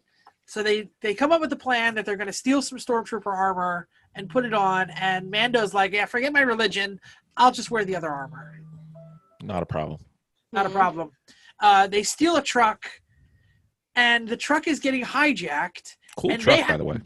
They have to defend the blow-up stuff Or else they against blow up. Yeah. Yeah, against the pirates who are coming. So they end up actually fighting for the Imperials for a little while. It's actually a funny thing. I saw this in a video, but like during the fight, like part of Mando's little suit gets broken, and it shows how like now in this new armor, Mando's really more weak without the Beskar. Strip all the Beskar stuff away from Mando. He's basically weak. And it proves because in the fight his new armor breaks. It shows that the only reason he's still alive is because of the Beskar. That's actually not a bad point. He's not that great of a fighter against the pirates again, but he does use something very spear-like and ends up kicking quite a amount of ass with the spear. Mm-hmm. I'm going to talk about the spear in a little bit. I know. You're coming. Don't worry. They get to the Imperial base, the ATM / whatever. There's a line. And can I just bring up that he takes off his helmet? Takes off his helmet. Yeah. Yeah. This was huge. So it's in the officer's mess. So this whole thing that's supposed to be the MacGuffin that is like the hardest thing to find, and there's only one of them on the whole place. It's in the lunchroom. What the hell is it doing in the lunchroom? Like, you gotta buy lunch. You need your money, so you go to the ATM. I also noticed For some reason, Mayfeld notices the only other person in there. He's like, no. Yeah, I know that guy. Get out of here. I wonder if it's in his contract that his face has to come out at least once in every season, because in the first season we just saw his face once when he was with that native chick. I don't know the contract details, and it makes me wonder whether, because that I don't think was ever really confirmed, whether that's just like rumor, whatever. I don't know. I knew it was going to happen. I just, when it happened, my mom was just like, I know. It's the guy from the Kingsman. But also, can I just saw that one coming. And really, of all the movies you had to pull Kingsman, The Kingsman. that's horrible. Right. He's the Viper. Okay, go ahead, Vicki. We're talking over you. So have you guys noticed that in this particular season, how much personality the Mandalorian's armor has taken on? Yes. Where it actually feels like the character and not just some guy anymore. Yeah. In a sense that it's emulating the armor is the character more than just what's below it. Did you notice that the character walks differently when Pedro Pascal's face is on the armor than the stuntman who's always in the armor? There is definite confirmed rumors that many of the times that you're seeing the shots, it is not Pedro Pascal who is in the armor. Right. Can't afford me. Well, I mean, I don't even think it's that. I think it's just that they have found out that they don't need him. And he's still a very well-paid voice actor. Yes. well, and the rumor is that he's quite a diva on set. Mm-hmm. So that a lot of times it becomes easier to use people who are not Pedro Pascal to play the Mandalorian. Well, we'll be talking about Pedro Pascal in our post-Mandalorian segment, but Yeah. But we should mention real quick that they get the information. They know where Moff Gideon is. Bill Burr is trying to leave. They're trying to get out. He's recognized by someone from his past, and he decides this Imperial officer. And this Imperial officer, imagine that, he killed a lot of people because it was like war and stuff. Bill Burr is not happy about it, shoots them, and they have to shoot their way out of the Imperial base. Oh no, the guy recognizes him because they were the only survivors who delivered the stuff. Yes. And he was trying to congratulate them for delivering the blow-up stuff. And so he was like, hey, what's your TK number? Just curious. And then Mando's like, I don't know. He's deaf. We call him Brown Eyes. So, great. We got another name for him. Brown Eyes. Great. They shoot their way out. Again, Fennec Shan and now Cara Dune on sniper duty. Best sniper duo. Nice, right? I mean, that's... they're no stormtrooper. They're definitely no stormtroopers. They escape on Slave One. The ship. Roll the credits? No, roll the credit. Not roll the credits. What else did I miss? You The forgot. transmission. Poke Moff Gideon with the that's biggest true. with the biggest 3D hologram saying they basically, told him bitches, I'm coming We're to coming get for you. you. No, they told him the same exact thing that Yes. Moff Gideon says when He's they more first important to met me than you would understand. Yeah, the whole deal. Yeah. have something I want. That was I a don't think callback. Yeah, Yeah, Yeah. it's the exact same things. Yeah. That's what Moff Gideon said I don't about think you have any the idea child. how much it means to me. Totally missed that it was a callback. See, you learn something every day. No worries. Mhm. All right, let's quickly. Scorched earth right now, going after the child. All right, so season 2, 1 to 10. I would give it a 10. 10. Okay. I liked it only because I could better relate to it this time around. All right, Benny, do you want to give another wrong answer? Now, for me, this one's it's closer to an 8, only because there's a lot more filler in it. But having said that, I still like a lot of the filler episodes. I like the Bill Burr episode. I did like the first episode with Timothy Oliphant. And if you're gonna have a filler episode, load it with good actors, so that way. And I it's think still- that's what blew most of it away was that the quality of people. I mean, we had Ming Yeah. Na show up, which Yeah. kind of He was in the first season Well, okay, Big Now, by the way, plays Fennec Shan. Everybody. right, from exactly. Mulan and Agents of And then S.H.I.E.L.D. we have Rosario Dawson show up. We had these great actors and I'm wondering if they're kind of stepping in from the Marvel universe because of Disney being contracted together. Well, and we should mention that Boba Fett is played by the original actor who For- played Jango Fett. Yes. And 3,000 people with a million more True. well on the And way. They put his face on every single clone. So Tamora Morrison, who is a very big deal in Australia. I don't know. Who knows? But an established actor. Congratulations.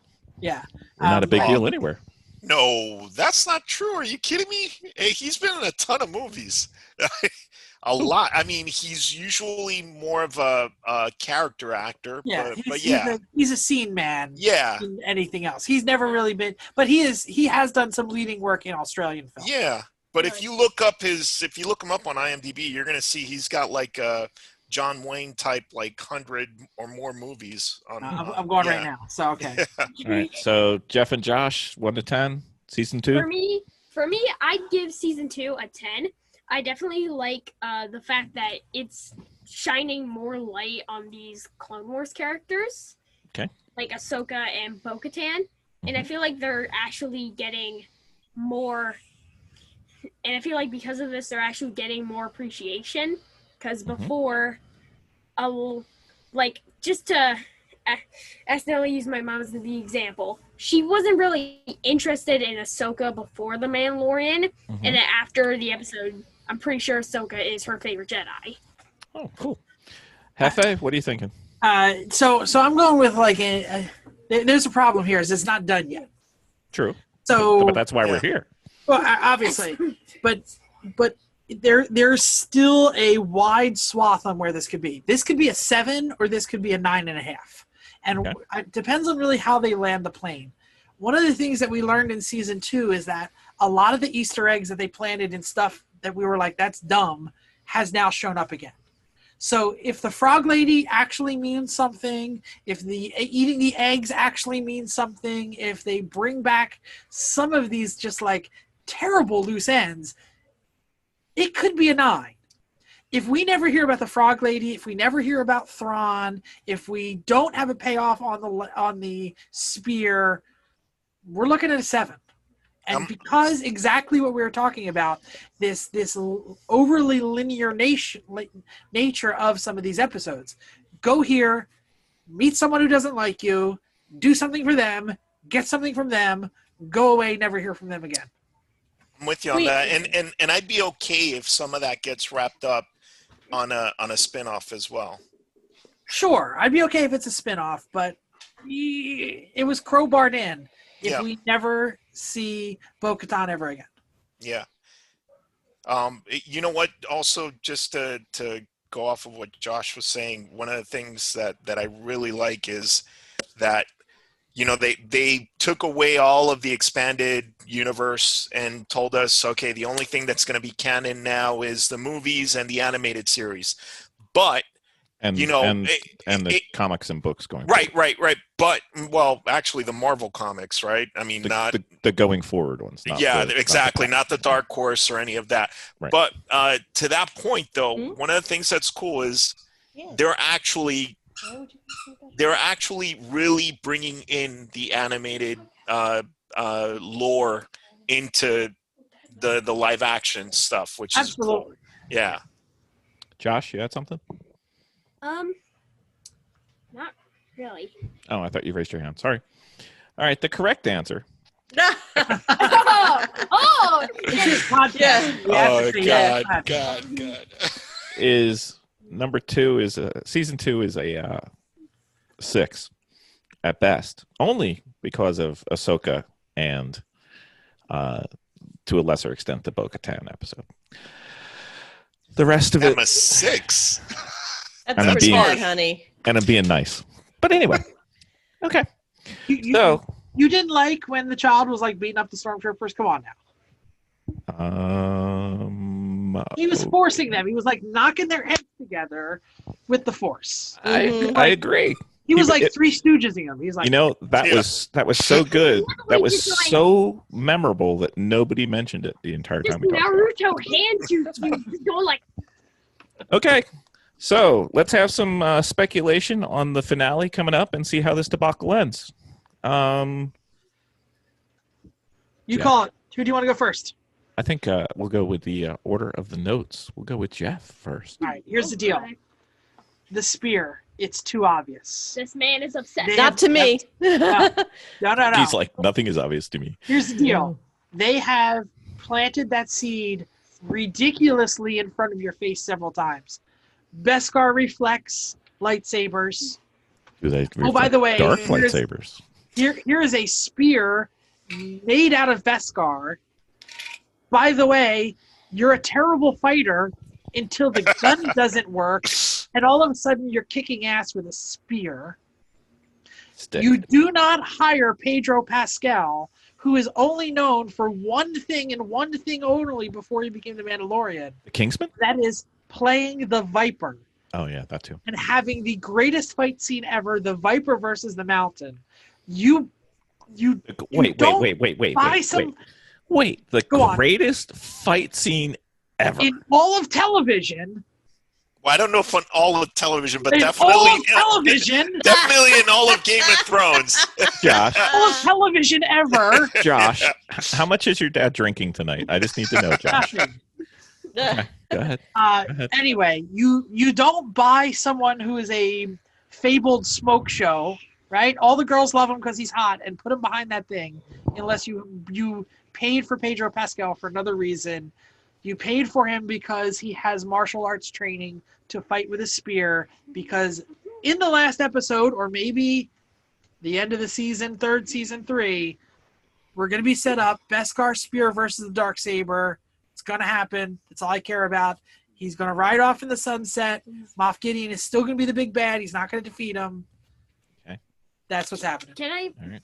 All right. Josh, I'm- before your father's hopes and I'm dreams about to bashed against the rock. destroy this man's whole career. All right, very nice. Very nice. Josh just cut Jeff with his Darksaber.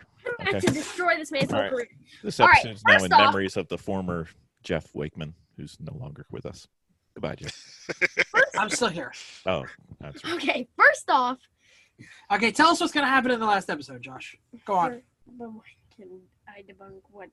You say whatever you want to say. Okay. Your turn So on the mic. I'm thinking it's like he gathers everyone like Bo-Katan, Ahsoka, Cara Dune, Fennec, and Fett.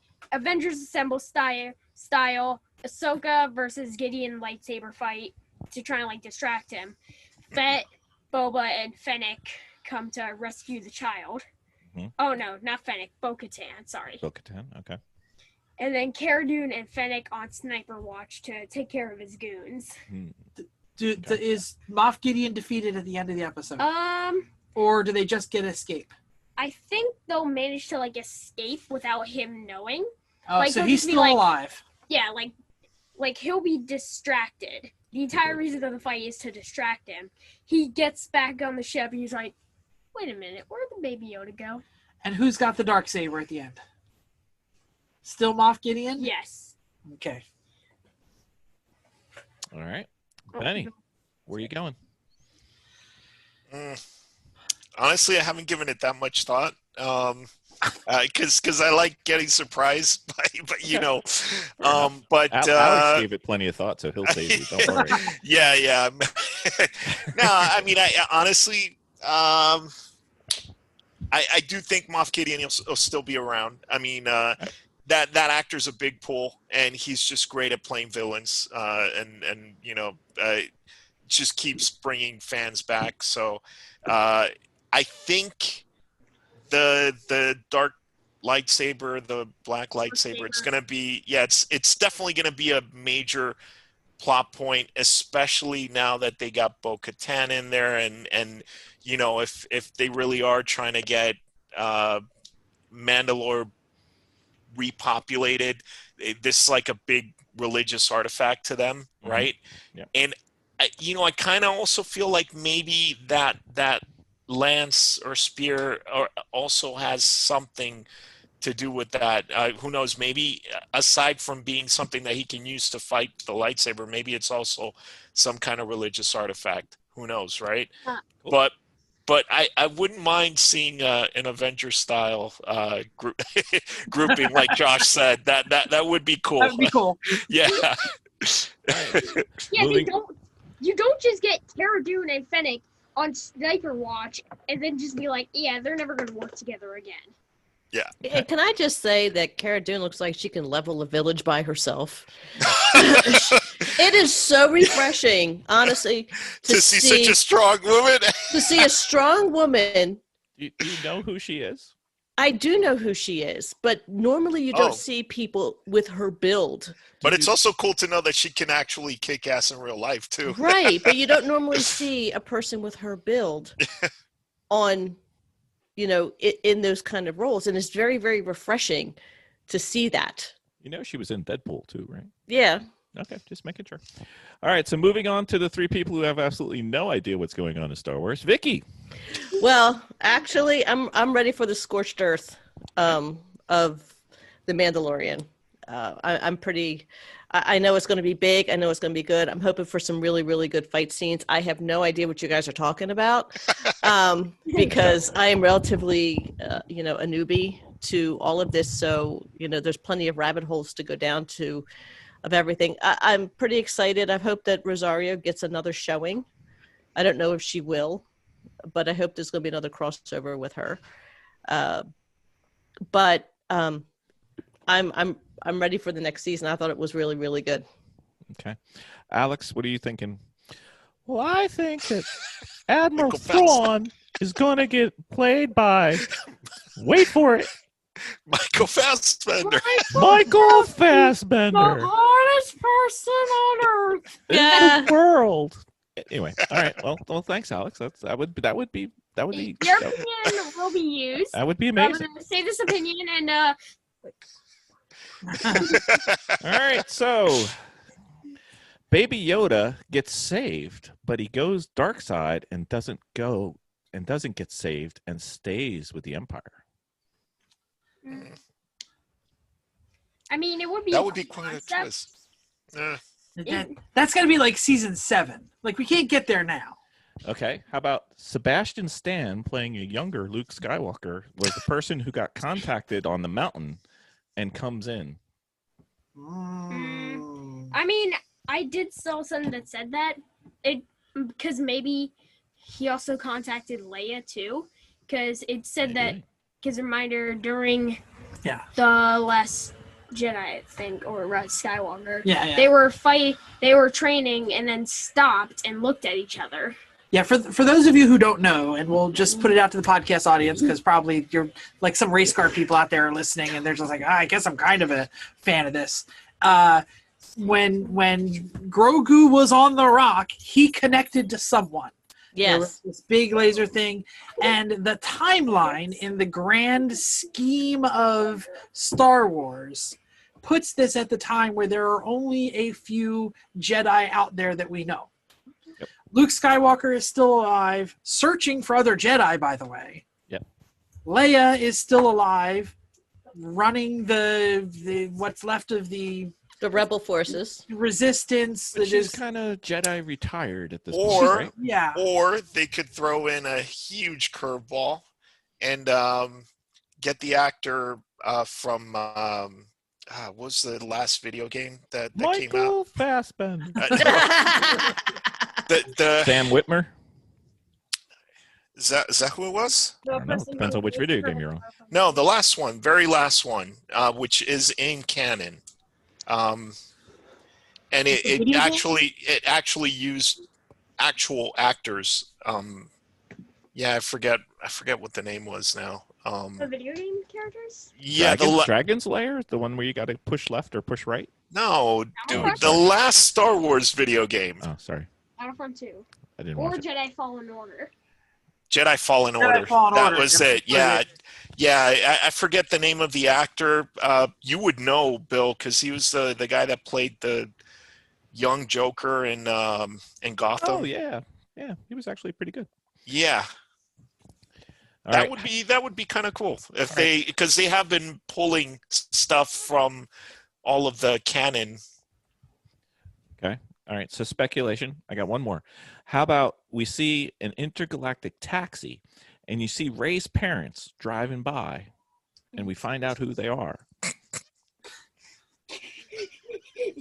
You're because they see a little girl with weird hair. By the way, there is this one scene in I don't remember what episode it was Last Jedi. that where of they the go to filler a classroom on Oh yeah. Navarro, Episode and there 4. is a girl with that hair Yep. that everyone is like, "Look, that's Ray! It's Ray!" People, relax. It's not happening. The one with the cookies. Yeah, people did lose their mind. Okay. Yeah. Cookies. All right. Do you have anything that you want to see? Even if it's low likelihood? Anything? Can I just say something about the whole spear thing? That's what a podcast is, so go for it. I'm just saying the fact of how, like, you know, just because they're played by the same actor doesn't mean they have the same amount of fighting skills. Their characters have the same amount of fighting skills, right? Yeah. Sure. And I'm pretty sure Mando just learned that Beskar can deflect lightsabers yesterday, so for him now with this new information to just go full bad A, just whooping Moff Gideon by just learning something is pretty unrealistic, even Well, for Star Wars And- standards. but let me say here, and let me defend my theory for a moment against my 12-year-old son. That's just- We gone to don't the know dark that side. Moff Gideon is any good with the saber either. That's Yeah, true. he just used as a He, can opener he so has far. never been trained as a Jedi. He has never been trained as a combatant, other than he happens to be a high-ranking, naval space official, Space Force, right? He's in the Space Force, a high-ranking Space Force Moff, not a combatant, Not a Grand Moff either. not a Grand Moff. Thrawn is a Grand Moff, by the way. Yes. So anything that you'd want to see, any fan service that you I already said that's it. saber versus spear. All right. Benny, fan service that you want to see, something that would make you go, ooh. I don't know if it turned out that Yaddle was the Compacted. Jedi. Yaddle. Why don't you say what the Yaddle theories are? Because I've actually, again, people who race cars might be listening to the podcast and might go, "What the hell is a Yaddle?" please explain more Yaddle to me. I've actually been doing more research on her. That's that Seinfeld episode. Yaddle, yaddle, yaddle. Yaddle. I've It's actually basically a female Yoda that Yaddle? That's yeah. Is that what they're called? No, that's what the one was That called. was That's her name. Yeah. Okay. It was episode an orange 1? lightsaber, Episode 1 or I episode think it was Yeah, I think it was episode 1. Yeah. it was when they were bringing young Anakin in front and she was the Yoda looking girl on the Also- council. So because they didn't actually listen to Lucas or something, because Lucas always said there was only one and it's Yoda. Yep. In the Jedi Council, there is a Yoda, but with Yoda that's with long hair. hair that seems kind of feminine. And the then- toy was called Yaddle, although they never spoke to, and Yaddle had no lines, and Yaddle had nothing. and Benny, help me out because you probably know this more. Yaddle has a very big backstory in the comics. And everything. Yeah, in the comics she does. Yeah. He also somehow has an orange lightsaber. Orange lightsaber. I just learned this. I'm pretty sure. Yeah. Oh, I didn't know. I didn't know about the orange lightsaber. I'm That's on cool. the fence if it's even canon or not. Like, Yeah. I've been doing my research to find out if it's canon. So go ahead, Benny. What do you know about Yaddle? Because I have one item I know about Yaddle, so I want to see. No. History-wise, I don't know anything. I just remember her from the movie and thought that it was a cool character, and it would definitely be extremely geeky if all of a sudden she was the one that. So deep on YouTube, I discovered the other day that there is a connection to Yaddle that is in the correct, whatever the correct comic books are, that are now considered canon, that has Yaddle as a very, very powerful, like, peacemaking Jedi. Yeah. Apparently the orange color represents negotiation and kindness. And there is one very important comic book section where Yaddle, in her peacemaking, falls on an explosive device and saves an entire planet and Anakin Skywalker, the young Jedi.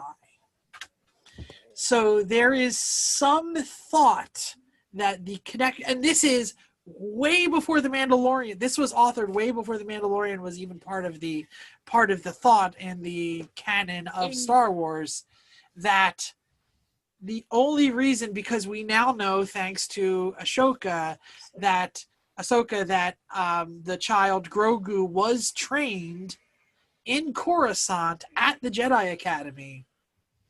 How did he survive Anakin? Anakin went in to kill the whatever they call them, the younglings. He literally just went. And maybe Grogu is the child of Yaddle, and hence was saved because Anakin was owed a life debt to Yaddle. Ah, that would make sense. Somebody had to save. Or he tried to protect at least one to maybe make him go into Life of the Sith. Also, or it's just some dumb, I saw a dumb meme that's Grogu calling up Anakin. Hey man, I'm sorry they didn't give you the rank of master. No, that's fine. He hangs up the phone, crosses off Grogu on the list. Yeah. Oh, guys, one other thing that I was just thinking about in the animated series, they brought back Darth Maul. Yes. Yes. They did in. Wouldn't that be great? If yeah, exactly. If they continued some of that storyline, not now. I mean, I think it would be too late but maybe either in the next season or in one of the spinoffs. Who knows? Well, at the end of season 1, they introduced Gideon, Moff Gideon. No. Yep. So they do have room for introducing a surprise character. I'm going to somewhat debunk this. In Rebels, I think it's one of the few last episodes, because he's in Rebels too. He is struck down by Ben Kenobi. There you go. There you go. Yep. Not like they can't, make people survive who have obviously been killed on screen. He wasn't even cut in half. It took 3 swings. It was just silent for a few seconds, and then Maul flops. So what no is cuts? No nothing. So where are we at here? Did we all do what we want to see in the last episode? I think we still have Vicki to go, right? Vicky and Bill. I'm just here for the ride. I'm just going to tell you, because it's all new to me. I would like to see Thrawn. Did Bill type anything? That would make me he happy. didn't type anything, but he said Thrawn. I would like to see Thrawn. We have 3 audience comments, 2 of which I have. One was, how has Mini Mando impacted our understanding of life itself? And I have one answer for that to our Mini Mando practitioner who sent that in. Bitty, bitty, bitty, bitty, bitty. Okay. And then Well, bringing Starbucks back, right? that's right. They are actually. And then one person wrote in, and we'll call him Andrew since that's his name. And he said, "Did the last episode feel too much like Iron Man? The gadgets Mando and Boba Fett have, in addition to the Death Troopers taking off, feels like Favreau is blurring the Iron Man and Star Wars worlds." I mean, they have a point. I feel like now that Disney owns both Marvel and Star Wars, Mhm. it feels like Disney and their evil empire overlord is slowly but surely trying to merge these to make the horrifying amalgamation of Avengers Wars. But one thing I will say, armor has always been a part of the Star Wars universe. So you could even argue that, like, from way back then, it probably had something similar to Iron Man. I wouldn't doubt, though, that they would be trying to, push for the new Armor Wars series that they got by cross promoting it through Mandalorian, right? So we'll get to Disney investor meeting shortly. Yeah, I'm not buying the connection. Nope. Yeah. I think it's a reach. You've got commonalities amongst various different I think armor. fandoms. Going back to the original concepts behind Star Wars was originally supposed to be similar to Akira Kurosawa's Kurosawa, excuse me, let me correct my pronunciation, filmmaking style, along with World War II tropes.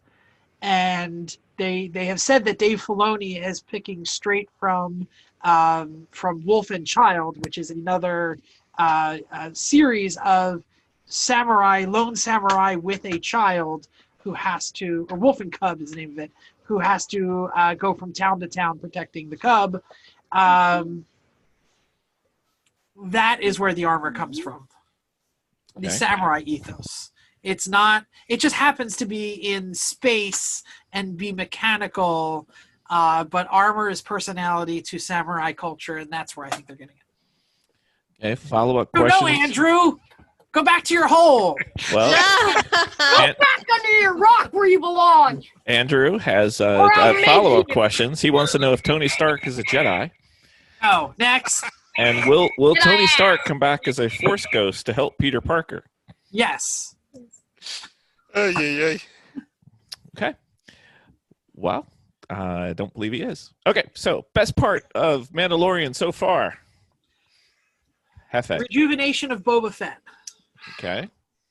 I disagree, but go ahead. You're allowed to. It's your podcast. That's right. Josh, what's the real answer? It's a tie between Boba's new armor and Ahsoka. Okay. You're half right. Like I got super hyped when I saw the new armor. I was like, Okay. oh, easy All right. to draw now. All right, go ahead, Bill. What do you think? Best Where are you going Garbondo. last? Best Garbondo for second place. Benny, what do you got? I'm going to agree with you, Bill. I'm not saying it because I know that's what you're thinking, but Okay. yeah, I love Ahsoka. So All right. Benny, the first person who has any brain cells working on this podcast. Vicky? I have to say Ahsoka because I got a thing for women that kick butt. Exactly. All right. The correct answer, obviously. Ahsoka. Well, it's such a shame though that they're never going to go back to her character. And if only there was an Ahsoka series Except coming for out. the Ahsoka series. Sure. Yes, There which was Okay. will be a book, too, all the that- time. All right. So, best lead character of the series. Grogu. Grogu? Done. Done. Okay. I plead the fifth. Grogu. Grogu's a puppet. I don't know if that counts as a character. Was in more Yes, than yes. Disobeying Grogu right. more than 4 episodes you need. Character, not. Whew. more than 4 episodes. More Is than even 4 is episodes. Car Weathers even in more than 4 episodes? Hence, I chose 4. Okay, because I'm just thinking. I think he is. Anybody In besides theory. Pedro Pascal? Yeah, Well, he's not Yeah. even in 4. He's in 2. Mando. So your options are tied between Moff Gideon, Mando, Right.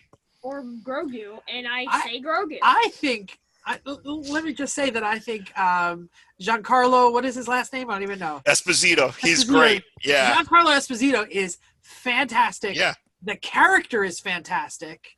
We don't know a whole ton about him yet, so he's still a bit of a mystery. I'm going to go with is he lead or supporting? I'm not sure. I think Yeah, that's the thing. I would.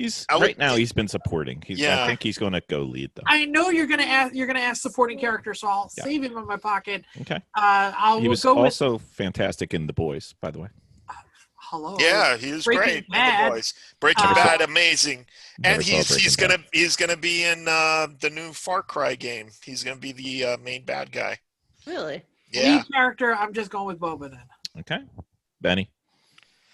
Yeah, same. I mean, especially if you're putting that limit of 4 episodes. That's right. All right, Vicki. No comment. Cara Dune, right? Very good. Cara Dune. Ahsoka She kicks butt. Fennec So Shand. if it's a woman that kicks butt, I'm all in. She does kick Okay. butt. Don't read her Definitely Twitter fits. feed. You'll be all right. Just Yeah, stay don't read your away. Twitter feed. You know what? They're Twitter making feed. her apologize as a condition for her to get her own series. Oh no. Yeah, that's a heartfelt apology. Oh no. Yeah. My mom absolutely hates Cara Dune now. Like All right. she absolutely hates her. Shh, Vicky doesn't know why. Shh. I don't know why. Best supporting character. Don't do any investigation. Okay, Do not Okay. Google that. That's Okay. just proof to not go on her feed. Don't You think about a pink elephant. hate her. Yeah, like Vicky doesn't memorize all of Twitter. Anyway, best supporting characters, people. I already said Moff. Moth, Josh. I'm gonna say it, and I regret the statement, but Fennec Shand. Fennec is good. Okay, Mhm. Benny. He's Fennec that fan. A. Yeah, I think Moff too, because he's a great bad guy. You know. All right, Vicky, are you going to get this right? Fennec. Okay, all wrong. Ahsoka. Anyway, I mean, I was any missing characters that Yeah, the fan club? Ahsoka in the rest of the season. Yes. Yeah. They actually should have had her along for the ride a little bit more, not just kind of pop in on one episode. Frog Lady, Yeah. best girl. I'm just saying it. No, if we're gonna say missing characters, it is definitely I mean, I don't know who's gonna be missing. I Frog got Lady, nobody. best girl. Who have we not seen? Not who have we seen that we want to see more of? Who have we not seen that you want to see? Bo-Katan. I want more Bo-Katan. Bo-Katan, Ahsoka. Did I mention Ahsoka? Okay, let Yeah, me try this definitely. again. Did I say not seen? Who have we not seen? Not seen? Thrawn. Did I mention Thrawn? Okay, very good. I agree. Okay, Jeff, anything? I mean, Thrawn. Yeah, it's absolutely. If we're talking about has had no screen time, it's Yes. Thrawn. If we're saying didn't get enough screen time, it's Bo-Katan. Okay. Benny? Yeah, I can't think of anyone besides Thrawn. Okay. Yeah. Vicky? You don't know anybody else, right? I don't know anybody else. All right, the correct answer. Sebastian Stan as Luke Skywalker. Okay. I don't know. I don't want it to go there. Yeah. I no, and honestly, I agree. I want to be don't like done with this. that. I like that this is a completely Independent. Skywalker-free independent song. Yeah. hmm I agree. All Skywalkers. I I feel don't No, want. listen, no Hades or anything like that. No judges. You No, can- no. But what I'm saying But is, we need to close that chapter. He had Yeah. to call somebody from the mountain. How many people can he call? Yeah, but I feel like make a new Jedi. I'm okay with that. we've gone for Ooh, a new 2 Jedi. seasons without That would be any nice. mention of a Skywalker. Is and I Actually, want to keep it that way. Someone that's connected already too is I forget the name of the character from Rebels. Who Ezra Billy Bridger. Idol? yeah, Rebel Yell? Ezra. Yeah. Oh. Yeah, he's the only character I know the name of. Yeah. There And you Ezra go. is a Jedi, correct? Yeah. Yes. Jedi noob. Basically. Yep. All right. So that's our predictions, our thoughts, our feelings. Some of them are right. Some of them are wrong. Mine were mostly in joking, so don't worry about me. Wait, what about Adam? Bill, how much did you write in white here? Or did you just white everything out? I just whited everything out Oh, okay. until All we right. go down. Where are we at? Next topic. We're now moving on to a new topic. Wait, what did Well, Adam I think that before we move into that, we should probably visit what's going to be happening. You're jumping into Marvel stuff now. We should probably visit the Star Wars section first. No, I'm jumping into all of it. Okay. We're jumping into everything that was on the stream, I think. So Oh, you have these in order. Okay, I see what you're doing.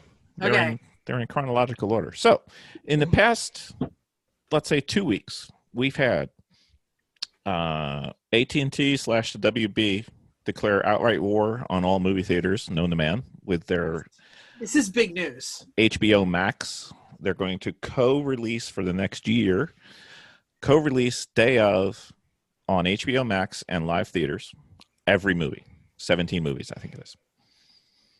We've had the Disney stockholder meeting, which released all of the Disney plans for the next 12 months, including Disney Plus. I watched the entire thing. I did not watch it. I didn't know where to find it, and I was too busy watching the Game Awards. So. Yeah. You were covering that side of the world, and I was covering the other side, so we're good. And anybody want to talk about the WB HBO Max thing? Well, one thing you got to point out there, just to be clear, WB is not doing what Disney did, because I thought it was pretty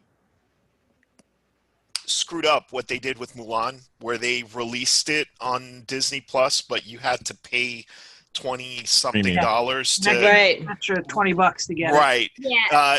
That is not what the WB is doing. They're actually releasing the movies on HBO at the same time that they would theoretically be released at the theater, and I believe that they're going to be available to watch for a month, and then they go away. Yeah. Now, we should mention that Disney Plus has done this, but only with the non-blockbuster releases. Exactly. Yeah. So Disney said, we weren't going to make a bazillion on this anyway. We're in the middle of COVID, and that's why they released Mulan. Yep. Mm-hmm. Yep. Because Mulan had a theater date. Yep. It was in the time when theaters were shut down in most of the places across the nation And the world.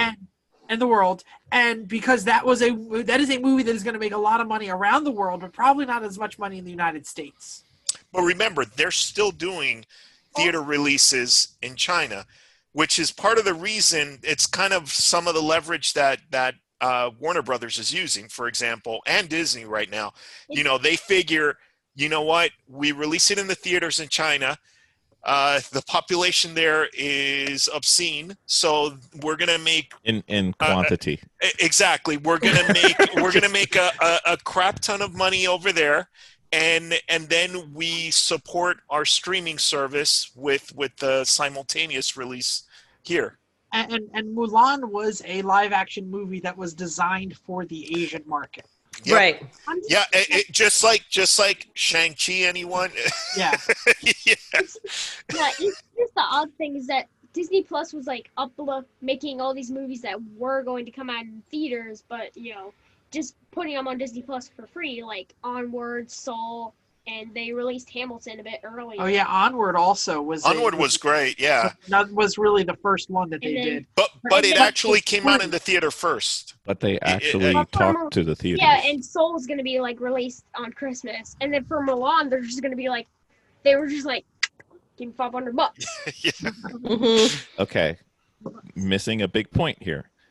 Disney talked to the theaters before doing that. Before doing which one? Before releasing any of those movies on Disney Plus.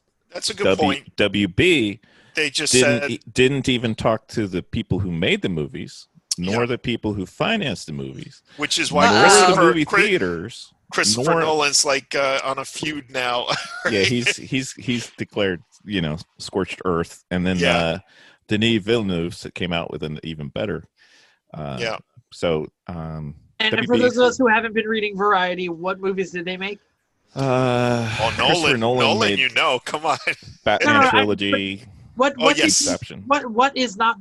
Nolan make that is not being released in the theaters? No, Nothing. actually, the last movie that Warner Brothers released in the theater was a Nolan movie, which unfortunately it kind of proved their point. Yeah, it bombed. Yeah, from a blockbuster dollars perspective, it bombed. Yeah, which is nuts because it's a great movie. What was the movie? I'm sorry. Tenet. Oh, Tenet. You're right. Okay. Yeah. Yep, I do remember Tenet. Tenet got released right on the In the edge middle. of COVID. No, it's in the middle, way in the middle. In the middle, yeah. Was it? I thought it was like April. No, it was like July Was or it? August. Okay. So It was supposed to be the one that brought everybody back to the theaters. Mhm. yeah, but we didn't go back. Nobody went No. back. No, I mean, I went to a drive-in once or twice. All right. So and Bill, how many movies pre-COVID did you watch a month Three or in the theater? three to seven. So you was what we would consider a heavy moviegoer. Oh, he's yeah. he's a cinephile. Yeah, for sure. I mean, I would easily see if you averaged a year out, I'm more than one a week. For sure, 100%. Yeah, it was more like Well, two. I would. two. Well, listen, I wouldn't say that. Actually, he's blowing it up a little bit because it would depend on what's coming out. He wouldn't just go unless I it's. said if you averaged a year out, Uh, I saw more than one a week. Well, the thing is also Bill sometimes goes back more than once. I believe. Oh, What do you mean For sometimes? the same movie. Star Wars, like every year, Star Wars. that's crazy. This is what happens when your kids aren't small anymore, Benny. You'll Yeah, notice it. yeah, you know what? You're right. But even with my small kids, I average probably twice a month, and in the summer it's definitely a lot more. Yeah. Yeah. Do you want You me, think that, Vicky? How many times do you like going to watch a movie without telling you? Vicky? Do you want me to get This my is Excel? true. He has done that. Do you want me to get my Excel spreadsheet Like, that has where are every you? He movie goes, I've ever seen, You have an nowhere. Excel spreadsheet with every movie you've ever seen. including Probably does. You want to play the fifth right now? to the surprise of no one who listens to our podcast. Yeah. All right, so why don't you tell us what is being released when and where? Give us the rundown. It's in the notes, but All right, my shout it out. Christmas gift to everyone is on December 21st. You can see Wonder Woman and or Soul, depending on which platform you're looking for. Both. Wonder Woman will be on. Wonder Woman will be on HBO Max, What's Soul? and Soul Soul is is the So it's a new Pixar Pixar movie. on Mm. Disney Plus. By John Okay. Baptiste. I think it's related to soul music and jazz music. Is that Yes, yes. Oh, And- yes, we and- did see that. And Souls as well, yeah. And So they Soul- said they and had a Soul lot is of in there. complications making that movie. Yeah, John Baptiste of the band leader from Stay human. John Baptiste and Stay Human, which is the band for Stephen Stephen Colbert. Colbert Show. Yeah, Yes. he authored most of the music, and I believe wrote a good portion of the actual script itself. Yes. So those will be available for your Christmas holiday. Unfortunately, no one will go to the movie theaters to watch them, but watch them with your families at home, people. I'm actually excited for Wonder Woman 1984. I think I it looks- am. It's gotten great reviews. All right. We'll be set up on Christmas Day. We will. You know what I'm going to do? I'm going to make popcorn. I'm going to charge everybody who comes into our living room like $20. I'll tell you what, when I first heard of Kristen Wiig doing Cheetah, I was like, Yeah. but it's definitely grown on me. It's getting tremendous reviews. Yeah. Okay, so my little birds told me that Black Widow was going to be announced to be coming out in January.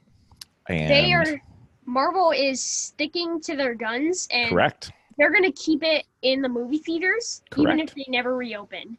If movie theaters never reopen again, they were just never going to get the movie. I disagree, but they are staying with the movie theaters for now. And I believe that this is as a result of HBO Max's horrible rollout that Disney quickly said, oh, hold on. This is a bad plan. Hold on a second. We're not going to do that because part of the problem with that Disney has right now is some of these things are contingent upon seeing Black Widow Yes. for their shows. You cannot continue to release things The dominoes. without the plot Yeah. of Black Widow. Excuse me. That's the bad thing about having everything interconnected is you can't release Falcon and Winter Soldier. You can't release, well, you can release WandaVision because it doesn't tie in, but it starts to hold everything up and pushes things back. So eventually it has to come out. Black Widow is in May. Vicky's birthday. Now, one of the reasons that Warner Brothers rolled things out the way they did is because their numbers for HBO Max are way. But you know what I don't understand is why don't they cave in with Roku? It's just ridiculous that you can't download the HBO Max app on Roku. Oh, really? I wasn't aware of that. No, you Yeah. can't. That's a big one. I don't use a Roku, so actually Yeah. our TV is Roku, but Yeah. we don't. I watch HBO Max on the iPad. Yeah. Well, as Christopher Nolan said, I went to sleep thinking I'm working for the greatest movie theater in the world, and then I wake up the next day realizing I'm working for the worst streaming platform in the world. Yeah. So, Yeah, I So- mean HBO Max, and HBO is not new to the streaming world. They have been streaming for a HBO very Go. long Right, they time. have. Yeah. The regular But- HBO titles. Having said that, I mean, you know, take away the Roku thing. I think their app is great. I think the content is the additional content to what was on HBO Direct, and it's Turner it's, Classic Movies. No, I mean you got all the DC stuff. You got for kids. You know, you Yeah. got. I mean, like I'm probably like one of the 5 Americans that likes watching Doctor Who. Now I can watch it on HBO Max. You know, and there's a lot of stuff like that. Yeah.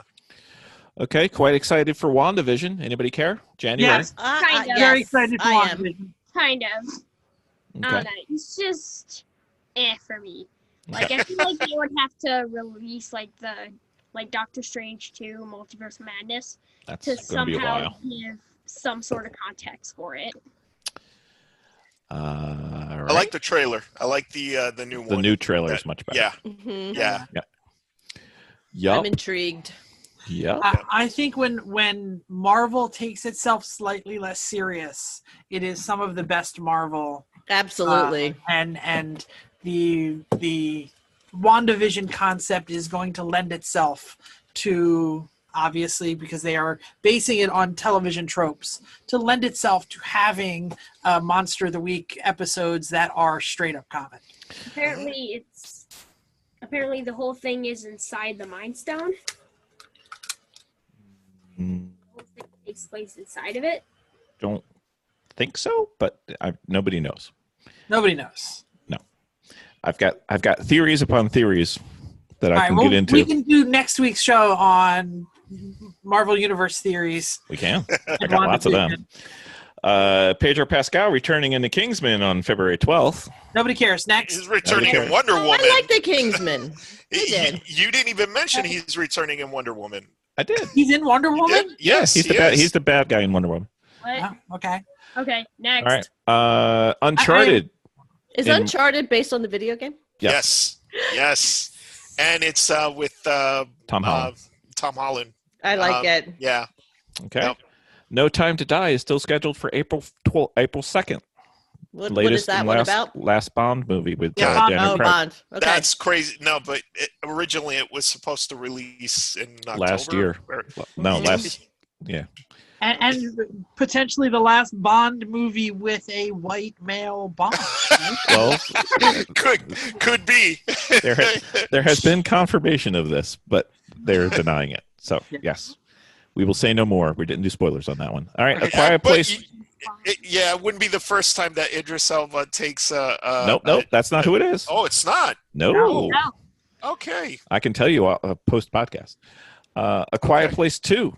Didn't see the first. Don't care. Next. Next. All right, Black Widow is on May, first week in May. Vicky's birthday. Wait, what'd you say before Black Widow? Hyped. A Quiet Place 2. Oh, I did. It's a great movie. So yeah, Agreed.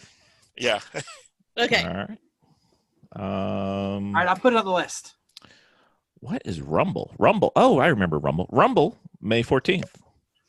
Don't know Rumble. Disney movie. Next. Okay, Godzilla versus King Kong, May 21st. You know what? I'm okay with this. Mhm. Yeah, me too. Yeah. No, let me say this: that the Godzilla movies have not been great. The King Nope. Kong movies have not been great. We But- might see them in this movie, though. Well, and I was going to say that's part of the problem. But and who's doing that? Is Taika Waititi involved in that? I think. I don't think he is. I mean, he might be, but I don't believe he is. A Fast and Furious 9. Please Okay. end soon. I'm in. Next. I'm in. All right. Guilty pleasure. All right. Very well. Ghostbusters Afterlife, June 11th. Yes. Sign me up. Sign me up. Yeah. Trailer looked awesome. Must agree. Luca, June 18th. I don't know what that is. No, I Animated think it's movie. just Animated animated. movie. I think it's a Disney Don't know. movie, not a Pixar movie. Might be a Pixar movie though. All I'll right. watch it if it's Pixar. How about Venom? Let There Be Carnage, June 25th. kind of. I mean, it's cool. Maybe like. Look, I'm definitely gonna watch I had a hard it. time with the first one. So here's my thing with the first one. Story is non-existent. It's probably the worst story ever in any Marvel movie, and I'm including. It's not a Marvel movie. Well, It's not even legally Marvel. Actually, legally it is because Sony has that property legally. It's the Sony half of Marvel. Yeah, not exactly. the Marvel half of Marvel. Right. So I will say this: He sat with lobsters. It's entertaining, though. It is entertaining. I had fun watching it. I watched it with my kid, who was 4 at the time, and He was too mature for the movie. Yeah, my issue was that they couldn't decide what they wanted to do with the character. They couldn't decide if it was going to be dark. They couldn't decide if it was going to be funny, and everything just kind of dropped. And I'll be honest with you guys. Anything that Woody Harrelson is in, I'm gonna That's watch. what I was gonna say. I'm gonna watch. Get ready for the Venom glow up. Because the Carnage character is going to be played by Woody Harrelson, and that cannot go wrong. No. That's true. Yeah, also, Carnage is. I've looked in the comics, and Carnage has definitely done some pretty messed up stuff. Yes, he does. Yes, he has. So speaking of things that can't go wrong, Top Gun Maverick. Yeah, I've been waiting for it forever. Damn you, COVID. I should have seen it already. Tom Cruise, Goose's kid. Sign me up. I'm in. There. Will Meg Ryan make an appearance? That's what I was going to ask. All right. Minions. By the way, did you guys know that the main character from The Boys is Meg Ryan's son? Yes. Okay, I just found that out this last season. Meg Ryan and Dennis Quaid's son. Yeah. Yep. Minions: The Rise of Gru, July 2nd. I'm always down for a Minions movie. Yeah, I gotta. I'm still legally a child, so. So's your dad. Yeah. No, he's over 18. I'm under, so I'm still legally. You're chronological. Okay, Shang-Chi. Yep, there we go. Back into the Marvel universe. I'm interested. July 9th. I don't know much about him, but I think I can walk into that movie. Guess what, Josh? Most other people that know the Marvel universe don't know who he is. So speaking as someone who grew up with Shang-Chi, hopefully they change just about everything. Everything, exactly, just about everything. He's in the same group of characters as Blade. And that's why. It's the only reason why I'm kind of looking forward to Shang-Chi, because Blade, when he was brought into relevance, they made him into a pretty decent character. Yeah. Blade By exactly. simply ignoring most of the things that happen in the comics. Blade is Exactly. Now, will he spin off another Marvel anything, or is he just going to be standalone? No, he's going to tie in. I've got theories I don't want to get into. I think he's going to be in. Blade's going to be in the MCU. I think he's getting. Blade's already been confirmed. Do you think MCU. he'll tie in with Doctor Strange a little bit? No. So according to what I've heard, Shang-Chi they're actually going to bring in the real Mandalorian. The real Mandalorian. No, not Mandalorian. Mandarin. Exactly. Because in Iron Man 3, the Mandarin that we got was a cop out. Yeah, exactly. So, but they did bring him back in the short after. Shoot, what movie was that? Where they said that the real You're right. I remember it was a post-credit scene where they basically said there is a Mandarin. A real Mandarin. And he is not happy. That person was not me. Yes, and Trevor is not in a good place because the real Mandarin is a bad dude. All right, Space Jam, LeBron James, July 16th. Next. Jungle Cruise, July 30th, starring The Rock. Here's the deal. Make a movie Emily and then Blunt. make the Disney ride. Do not do it the other direction. It does not work. That's what they're. Haunted Man. Yeah. Did I gotta stutter? say, The Rock. I love The Rock. Emily Blunt. But still, I love The Rock. I love Emily Blunt. Yeah, I have a hard time with this one, but I'm sure I'm gonna watch it anyways because he's in it. Listen, they made the Pirates of the Caribbean ride, and then the movie. I guess. So- I don't know. So it happened. So if they're doing the same thing with the Jungle Cruise, it's gonna work because Pirates of the Caribbean was huge. Hopefully Well, they did a the, haunted house movie, which was Fucking horrible. Terrible. Yeah, it's Yeah. terrible. We watched the trailer and I was like, I can't tell if I'm watching a horror comedy or something based off of one of the greatest Disney rides. Okay. Suicide Squad, James Gunn, August 6th. Yeah, I'll be there. Next. So here's the thing. I have not been a fan of the Suicide Squad, but It was good I until love they ended James it. Gunn. No, yeah, that's the thing. You're absolutely right. The first one was not that great, He's not great. but First half was Yeah. okay. first half, yeah. But this looks promising. You know what's promising about it? What? The Enchantress isn't in it. Okay. Denis Villeneuve's Dune, Yes. October 1st. Yes. Sign me up right now. Did who has- anybody? who God, has already Mhm. admitted that the series is going to fail as a result of HBO Max. Go ahead. but you know what? You put Pink Floyd in a trailer. I mean, what more can you do? You know? Okay. Snake Eyes, October 22nd. Is this a G.I. Joe movie? If not, I'm not. Yeah, go Joe. I love Just Snake sign me Eyes. My dude, sign me up. Yep. I think I might actually watch that. Like, I actually like both of them so far. Sorry. How Both about movies? Yeah, I do. Nope. They're so bad they're good. No. The Eternals, Marvel, comes back November 5th. Meant for that. sign me up. I think I'd see that. Like, Mhm. I'd walk into the theater, walk out being like, that's a cool movie. That's the Mhm. best way to introduce the mutants, just saying. Anyway, I'm loving it. Not only that, this is everything that the Inhumans should have been. So, Yes. God, I hope so. Yeah. You know what they're going to Great do? cast. They're going to take the lead character and they're going to shave her head. Oh wait, sorry. Oh yeah. Anyway, Mission Impossible 7, count them, 7. I'm not sure I've watched past number 3. You need to watch 5 and 6. They're still fun. They're still The fun. 5 and 6 Yeah. are awesome, Yeah. by the way. Yeah. I've Mhm. only watched number 1, so. All right. Greatest news in the history of man: The Matrix 2 is finally coming out.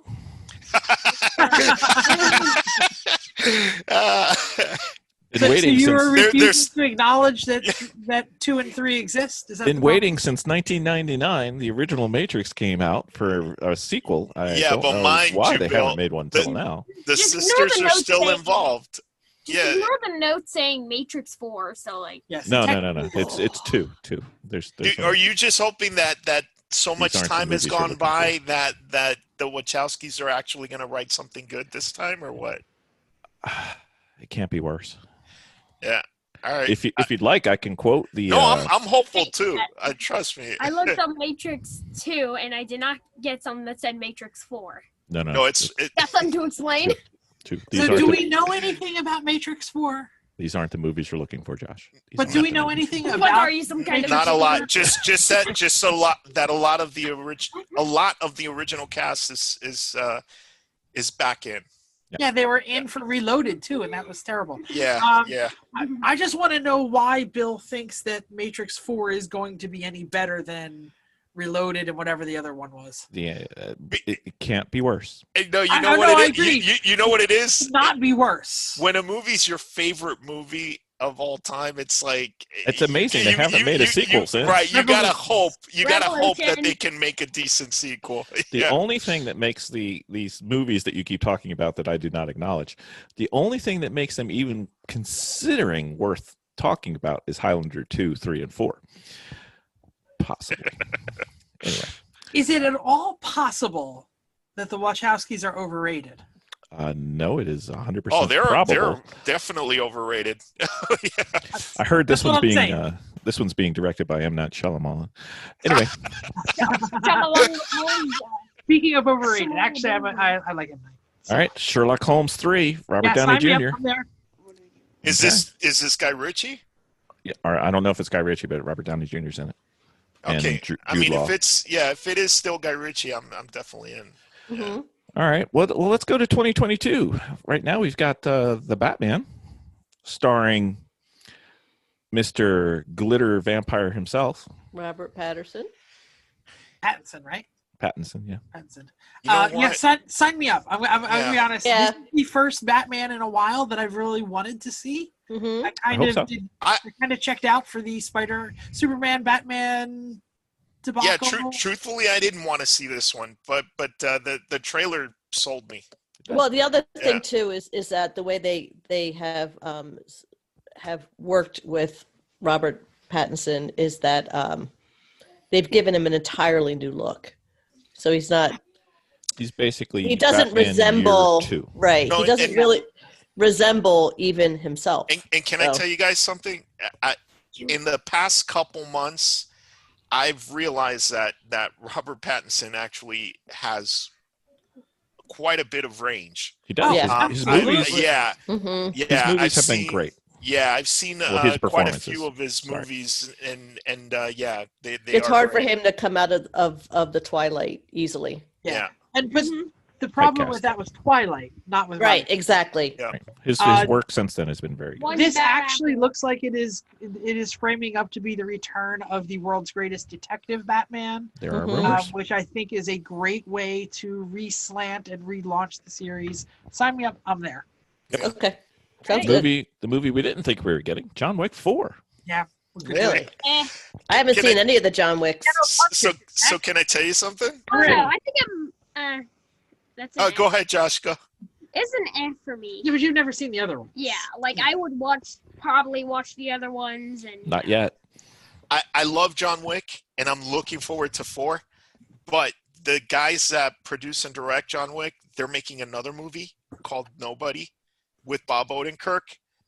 That's really the one that I'm looking forward to. That's interesting. Yeah. Okay. That could be good. I've never Yeah. watched any John Wicks, I don't think. Well, you should. You should. Yeah. Okay, I think I'm gonna have to take a dip. Let me Jurassic- just check. Let me just check your John Wick Venn diagram of appreciation. Do You will you like like number 3. dogs? She Do I would like like what? number 3. Dogs. What are thogs? Dogs. D-O-G. Oh, Dogs, yes. dogs. Oh, dog. Yes. You like Then you're dogs. sold. Do I'm you done. like guns and watching Yes. Keanu Reeves punch people? Yes. You'll be there. You'll love Oh, it. perfect. I love it. Do you hate Mafioso. what's the guy's name from Lord of blanked on it. I just blanked on it. The guy from Game of Thrones. Which one? Ian McShane? No. Michael. The adopted uh, Stark. Oh God. No. Oh. Oh, yeah. Okay. I know what you're talking about. Yeah, Slime or whatever his name Yes, was. yes. Reek. Reek. Oh, okay. Yeah. If you hate him, John Wick's the one for you. Yeah. Okay. Okay. Only a couple more movies coming out. Jurassic World Dominion, summer 2022. Eh, I'm gonna see it. I'm I sorry. mean, I'm Jurassic definitely World gonna see it. Not looking yeah, forward to it. I'm definitely going to see it. That is one movie that I'm glad I don't have to go to the theater to see. Yes. Yeah. Yeah. This is a streamable top title. Yeah. Needs the big screen though. I disagree. All right. I got a projector at home. So, All right. I have a big TV. there you go. Here's the one that's going to get some responses. Not sure what. Indiana Jones 5. July. I like the Indiana Jones series. I don't know. For me, I- Indiana Jones is more of a meh. Yeah, I liked them until 4. I Yeah, I think Crystal Skull. I think the subtitle for this is Return of the Crypt Keeper. Is it at all possible that the Star Trek rules actually work for Indiana Jones? Not Where enough. it's the Well- odd-numbered movies that are good and the even-numbered movies are terrible. No, Well, they- because the first one's the best. They Yeah, have one to. is good, The two second is one's- terrible, Second one's bad. three third was one's good, Crystal Skull, trash. Dude, listen, Oh, God. that was a lead-lined refrigerator. Right on the side, it said the Energy Star rating and how many megaton nuclear weapon it was able to shield you from. I mean, it's right there. I'll tell you what though, guys. I saw Call of the Wild, and Harrison Ford still has it. Yes. Who Yeah. cares? He's got the Bruce If Willis thing he going. didn't phone in the sequel series, literally phone in the sequel series. He's got the Bruce Willis gene. He Well, does. also Disney has the ride or the show of the Indiana Jones. Probably thinking, you know what, we should probably freshen this up a little bit. Probably They actually closed it. The Indiana Stunt Show is closed. It's gone. Is it? It's part of Yeah, those- they're revamping it. Oh, okay. Maybe in time for the Exactly. theatrical. I thought they were actually not using the property and using something else, but maybe I'm wrong. I could be wrong.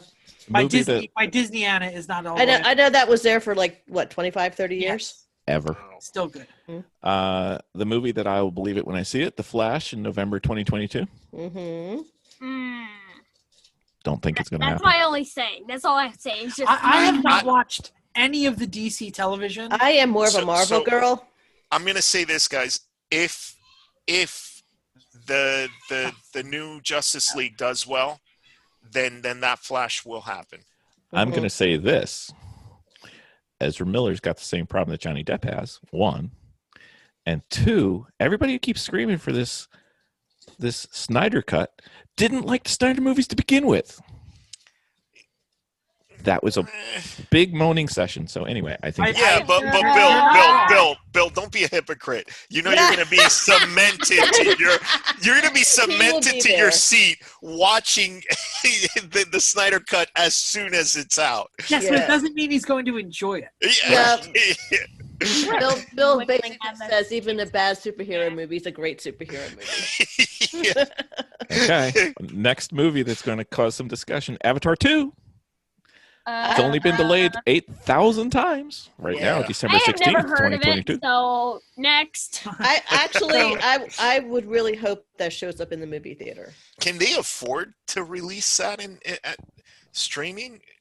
I mean, that movie, It won't get the same effect. Yeah, because the budget's got to be obscene. They're No, but filming why?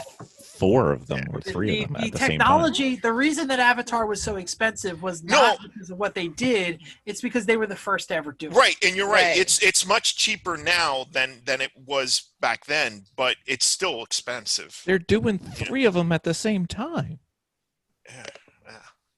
That's What, crazy. 2, 3, and 4? Avatar Yeah. 2, 3, and 4? They're doing crazy budget. Yeah, I don't know.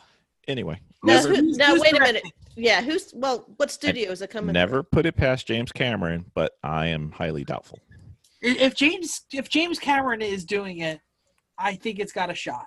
Yeah, Mm-hmm. it's the only reason I think it does. Yeah, I do too. I mean, I don't what care did you about guys, that What did you world. guys think of the last Terminator? I thought it was great.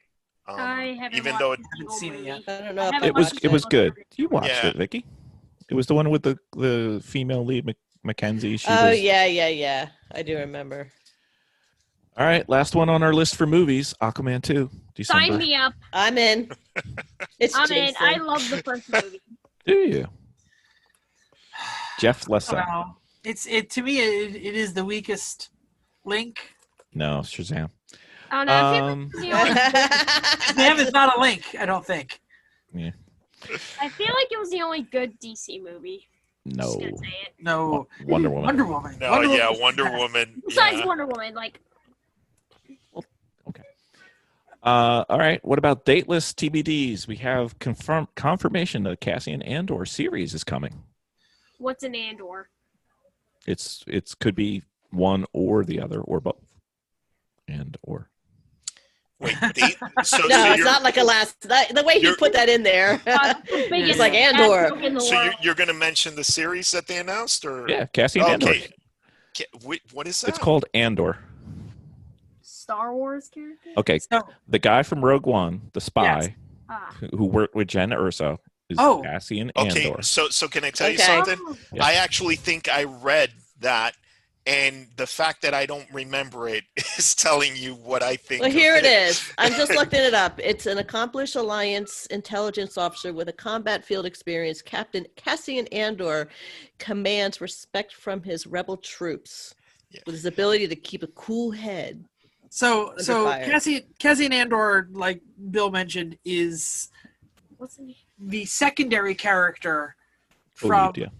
the best Star Wars movie in the Oh last yeah, 15 no years. doubt Rogue about One. that. No, Rogue no, One. no doubt about that. Yeah. But Okay. can you sustain a series One thing on I'm that? going to say. Is All right, one thing We I'm have going a to puppet say and a guy in a tin soldier costume.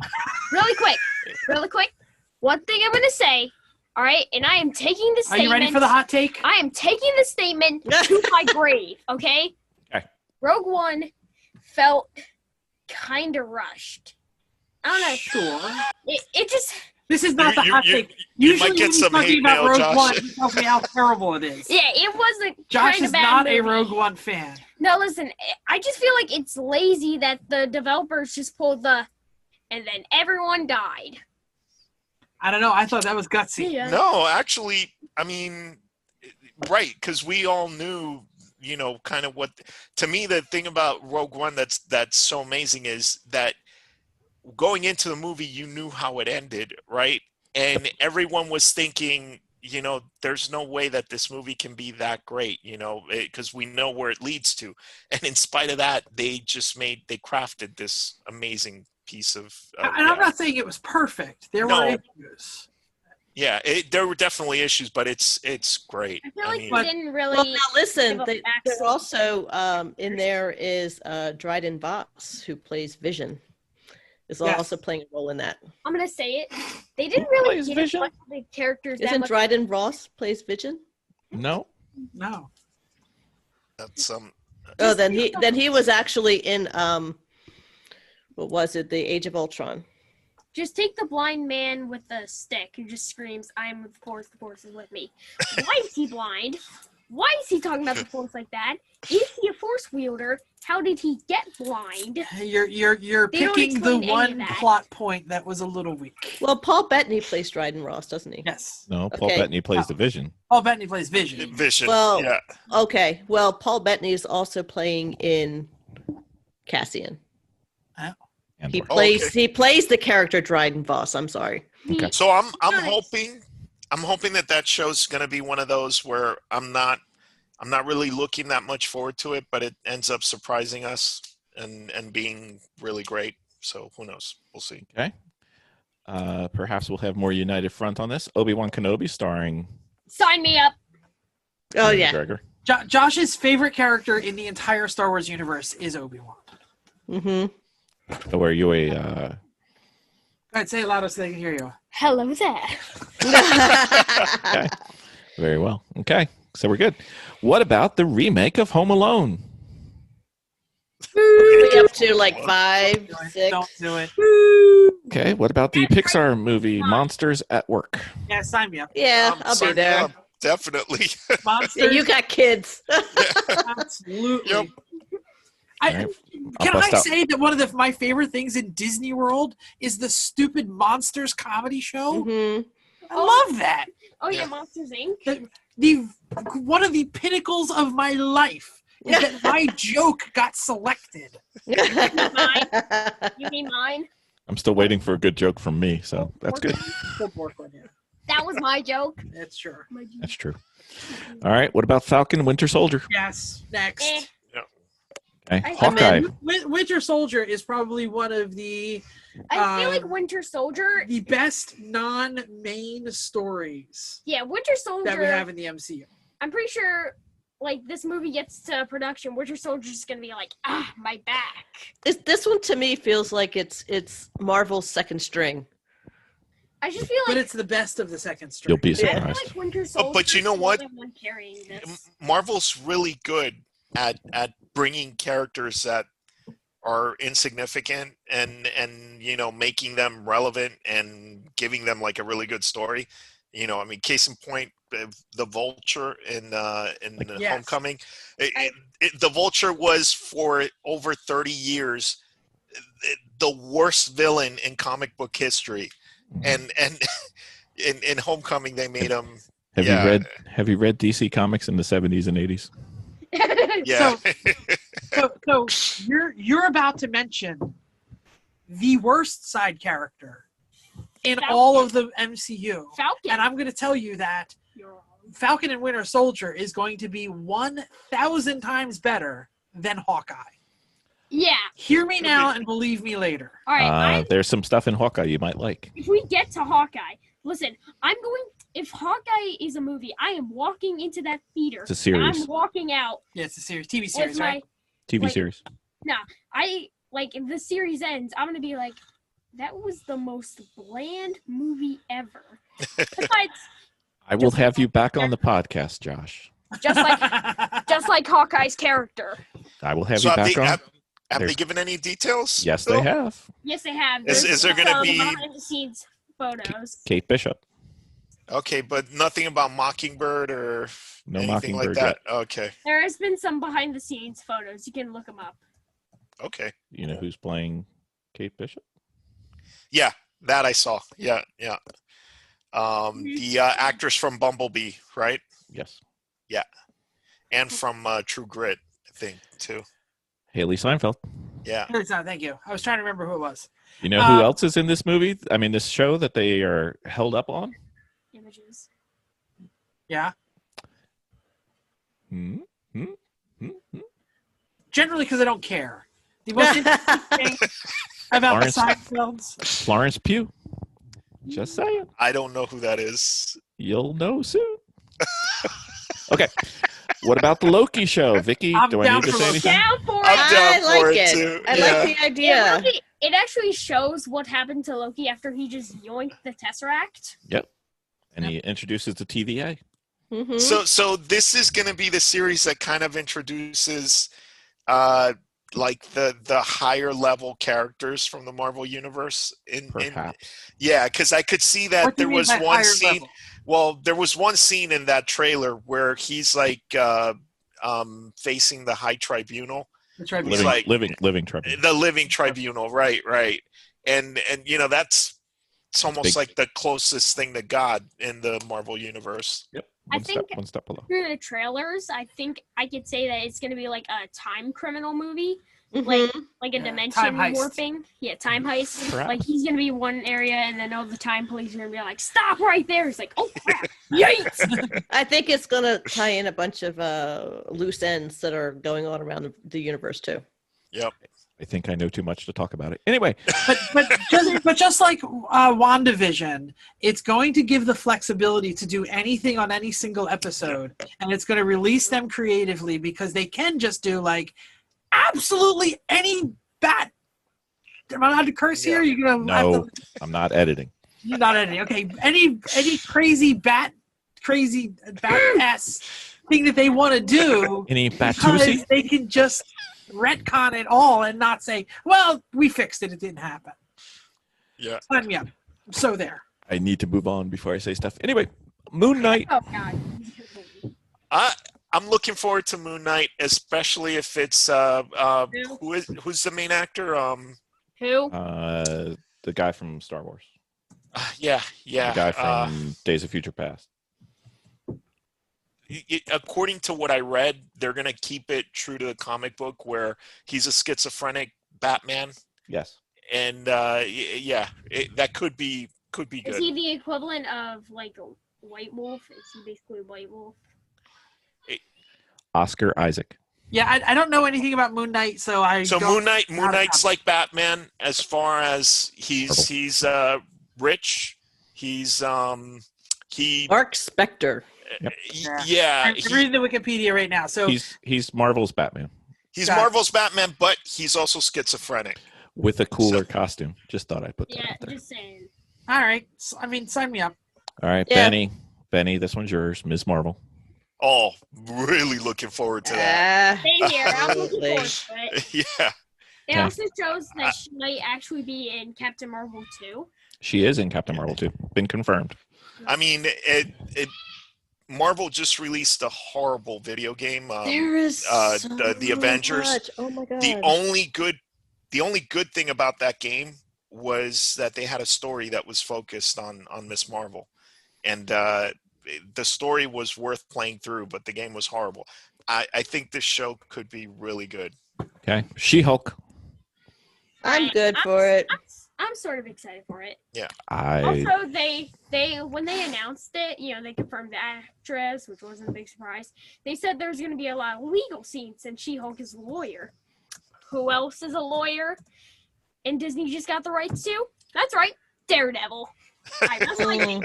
So when you put out a casting call that says we're looking for an Allison Brie type, and you don't get Allison Brie, I don't understand. But in Kevin Feige, we trust. I will give it a chance. Who is playing She-Hulk then? Tatiana Maslany. Okay. But I'm hoping that the way they portray her is similar to in the comic book, where she's Deadpool-ish. definitely, she's super strong. She's a bad, Yeah. but she's also super bubbly and, kind of like break the fourth sexually wall? very open too. So Breaking the fourth wall? yeah, Okay. Is that what you're predicting, or No, that's what she does in the I'm comics. hoping. Yeah.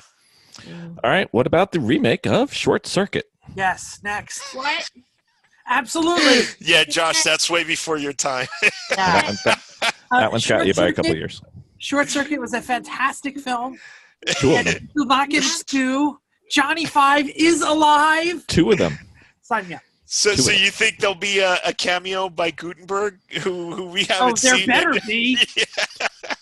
I don't know. I think you got a better chance. I'll forget it. All right. What about the True Lies series? Oh, I What? can't go there. What? I'm done with True Lies. But It was there was one only movie. one movie. Yeah. Little And I think known fact. True Lies is actually it's Cameron. a remake of a French movie. Yes. Yeah. Benny breaking out his French history. Hey, This is gonna All be. Where are they doing this? True Lies. This is a Disney Plus. Yeah. I'm reading now. Former Fox, if I remember right. What about the What If series? love Sign it. me up. I like the God. idea of the what if. That trailer is amazing. It is. Oh, I haven't seen the Oh, trailer. I have seen it. It is amazing. Yeah. It I is. think the first episode is what if Peggy Carter was the Captain America? Not. I don't know if that's the first one, but it's definitely in there for sure. Yeah. Yeah, it was the one that they highlighted on. Yeah, for sure. All right. What about the Willow series? Oh, Two. love it. I like the idea. I was like, is it the Willow series? Like Yes. Willow? I Willow? gotta Like- say, I'm still a huge fan of Willow, and Warwick Davis is in it. yeah, I probably watched the movie like at least 15 times. Jeff seems non-committal. No, I'm watching the What If trailer. Okay. So the What If trailer is going to be an animated film. Now I'm there, or an animated series. Yes. I'm excited again. Yes. Robert Downey Jr. is going to be in it. Yeah. At least one of them. All right. Anybody up to speed with the Spider-Man 3 news? Oh my god. Kind of for me. They're like keeping this a closely guarded secret. All we know is that the same guy who played No. Pro in one of the other stuff. Yeah, but Daredevil's in it too. Not Yeah, even I'm close to a surprised closely you're not guarded excited secret. about that one. Yeah. Daredevil's in it. Vulture's in it. Molina, yeah. Dr. Octopus is in it. Toby's in it. Kristen Tobey Dunst is in Maguire, it. Andrew Garfield, Electro, but that's Andrew it. Garfield's in it. We don't Emma even know what Stone's in it. the subtitle is named. So it's just Spider-Man 3. I think because of COVID, they're calling it "Stay Home, Wear a Mask." So the biggest question is the Emma biggest- Stone going to be Gwen Stacy? Or Yes. is she going to be Spider-Gwen? Spider-Gwen. Spider-Gwen. I hope It she's has Miles- Spider-Gwen. we They're need talking Spider about- Gwen in. Yeah, No, they're talking about having Miles auditions for Miles Morales. that would And be. if we're having a Miles Morales, then one Peter Parker has got to. One of them's got to go. Well, there's Listen three back of them. on Andrew There's three of Garfield. them in there, so I'm I placing mean, my not- Andrew Garfield. Yeah. Yeah, I mean, there's a lot of Doesn't have to directions be.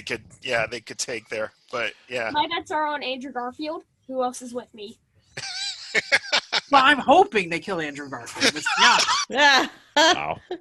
Okay. Wow. Okay. What? All right. Who else do you think's gonna? We've got two more things before we get rid of the longest Disney episode ever.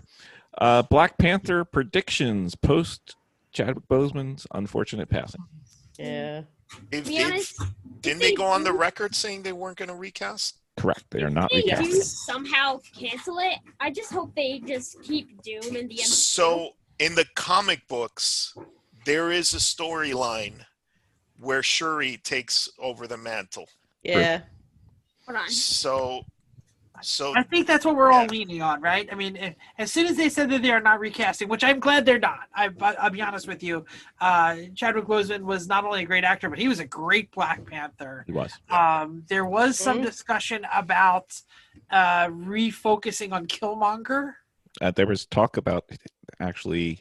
I've seen it one place that I don't trust. They said that Killmonger was going to meet Chadwick Boseman in the Panther Hinterland, whatever they call it. The Yeah. other side. Here we go. switch One and of come the- back Hmm. as T'Challa. See, the problem I have, and I agree with you, Jeff, about recasting Chadwick Boseman, and he was a tremendous Black Panther. But the problem I have is that the T'Challa character is so big to that culture that it's hard to let it go. Nah, So you say there has to be you want there to be a T'Challa. I can see both sides. I don't like the Chadwick Boseman. I've seen a poster that has Doctor Doom in it. I don't know if it's real or not. That is speculated. There's two more speculations. One But is that Namor but comes in, if and one it is that Doom is- comes in. But even if he's not, I just really want him to be in the MCU. Well, and they really did set up Namor in Twice, yeah. Endgame. Yep. I just really want Doom in the MCU. He's my Well, favorite. They've already confirmed the Fantastic Four movie. Yep. Yeah, and is that going to be any good? No. Yes, it No, will be Have they ever fantastic. done yes. Fantastic No. Four? With Disney money, finally they're gonna make the Fantastic Four that we've all been waiting for. I heard they're making Chris Evans as Human Torch. So No. He Been was. there, done that. Got the T-shirt. Yeah. Moving on. He was in a terrible Fantastic Four movie. Two of them. There was two of them. Yeah. There was two of them. All right. Worst and grim ever. Next. Yeah, but keep in mind, if you were unlucky enough to watch the Roger Corman Oof, that was Fantastic worse. Four, You're That was- absolutely right. I think that. Second worst. Yeah. That one's worse. Yes. So yeah, so I think they're gonna go Sherry. I don't think that is. I think that is their best option. I just don't think that they could pull off the recast. No, recast is tough, but it's no one. Yeah. it's tough. Right now It's- they're in a really big time crunch.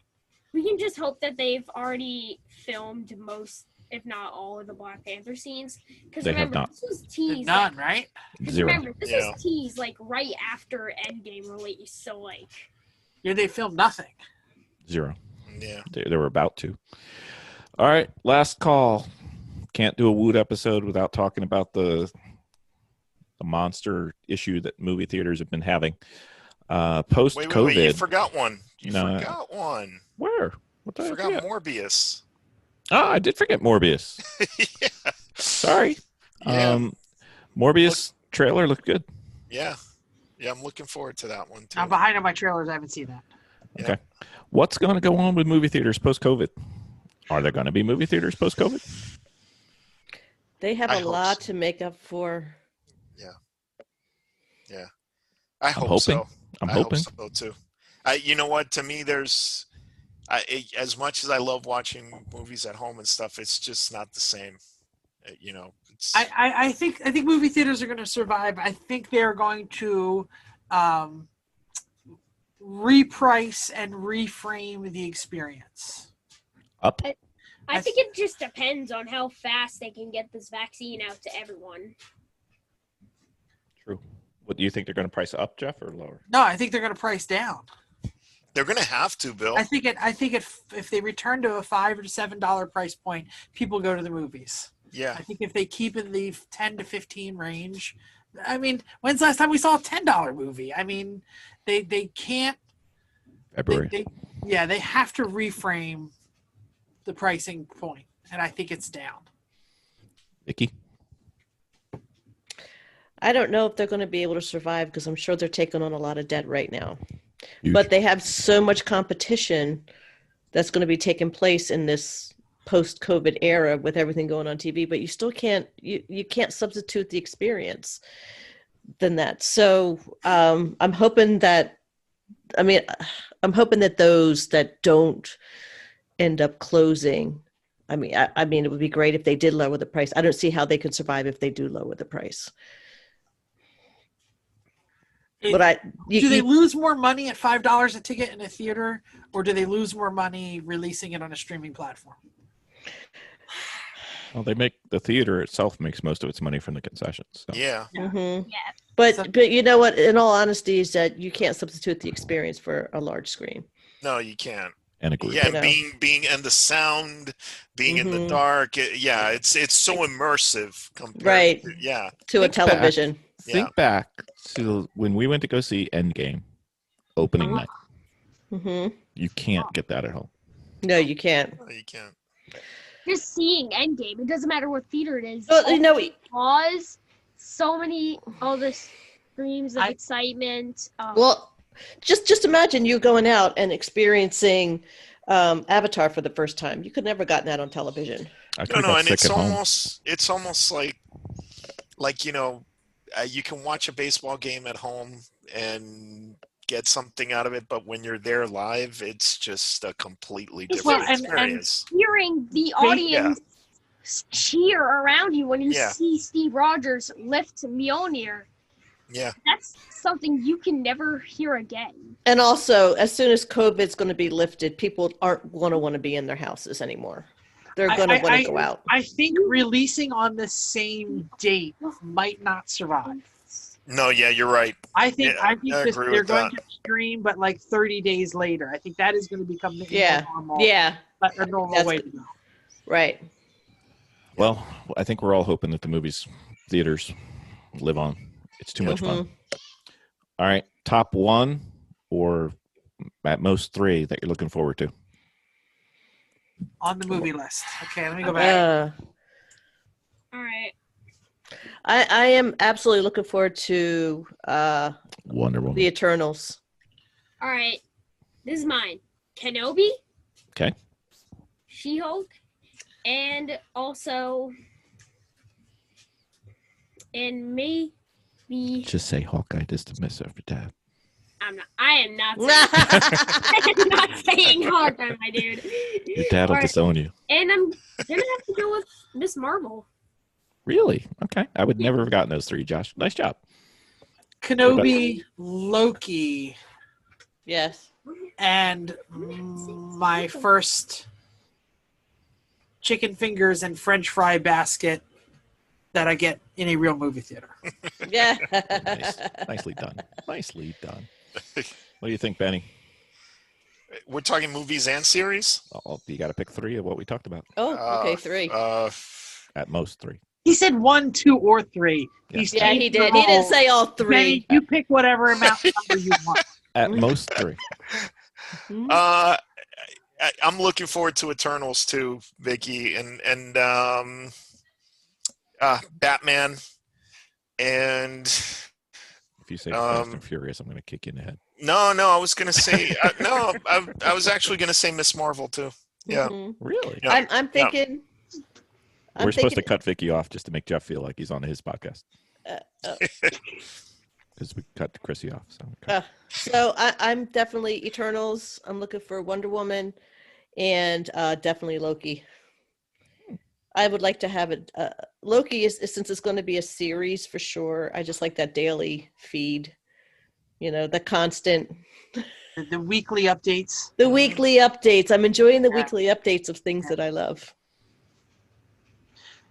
Bill, before you go, I'm just going to go on weekly updates, Vicki, because Game of Thrones was supposedly going to be the last water cooler series because they talked about the splintering of the streaming platforms, and because HBO, the pinnacle HBO shows, the crowning HBO shows, were no longer going to be all viewed at the same time.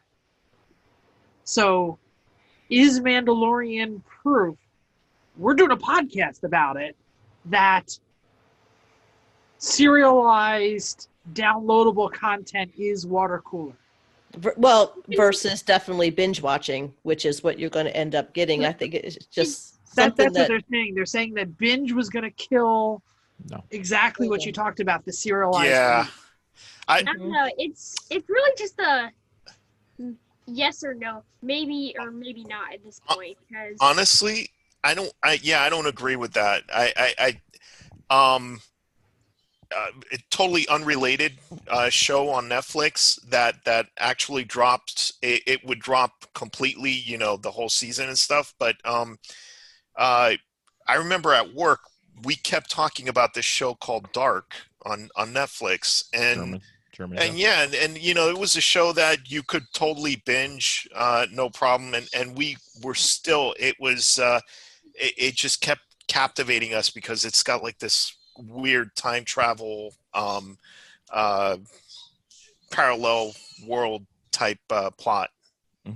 Well, Yeah. also if you think about it, if you're going to create series where you're going to binge watch the series, then you're leaving a window open for more competition on your platform. So the longer that they can drag out a series, much like the old days, the more people are going to be invested in those series now that everybody is starting to create a pay service. Yep. So you can binge watch and just like, okay, well, I'm done. There's nothing else interesting. I'm going to move on. No, they don't want that. They want you in on. it's really at this point of COVID times, studios are just survival of the fittest. Right now they are, yeah. Well, especially since they released that, what is it? The FCC release where everybody can kind of do whatever they want now. And now that everything is like a pay for everything. Yeah. Funny enough, though, it seems like Netflix is actually the only service that is making a profit. releasing one. No, but that's No, they're not. releasing. Disney Plus. Yeah, but They're they're the still only losing ones money. that are releasing shows in, you know, at once. Because right now, Hulu, Disney Plus, and HBO Max and CBS All Access Are choosing all- serialized. Oh yeah, they all do serialized. Yep. And it's really the difference between the Tiger King and the Mandalorian. The Tiger King got really popular, but people watched at different times. Yeah. Because some people binged and then told other people, and then they binged and they told other people. So the Netflix model will win out, or the HBO Disney Plus series will win out. It's Tiger King for Netflix versus Mandalorian representing Disney Plus versus Animaniacs reboot representing Hulu. Well, but Disney actually, Hulu has had some extremely water cooler series. Yeah, they have. I don't know if they turned a profit yet, but and they all include the same thing. Something happens in the show. Well, remember at this point, Hulu doesn't care because they're owned by Disney. I do have to say, I don't remember the last time I actually watched television with commercials. Yeah. I think everything right now is through a series that can be binge watched or on demand. I don't sit down for the things anymore. I don't know how everybody else does with theirs right now. Well, I haven't had cable service like for 8 years now, I think. Good. Yeah. I mean, but the Handmaid's Tale, I was trying to remember the name of it because I'm not a Hulu person. The Handmaid's Tale made as much news as any other series out there. It did. And it was, again, a serialized release. I guess I'm going to have to get a Hulu. It's a great show, by the way. Yeah. I mean, everything I've heard about it has been fantastic. Yeah. And, you know, Josh wants to see the Animaniacs, and so do I. So that's going to happen.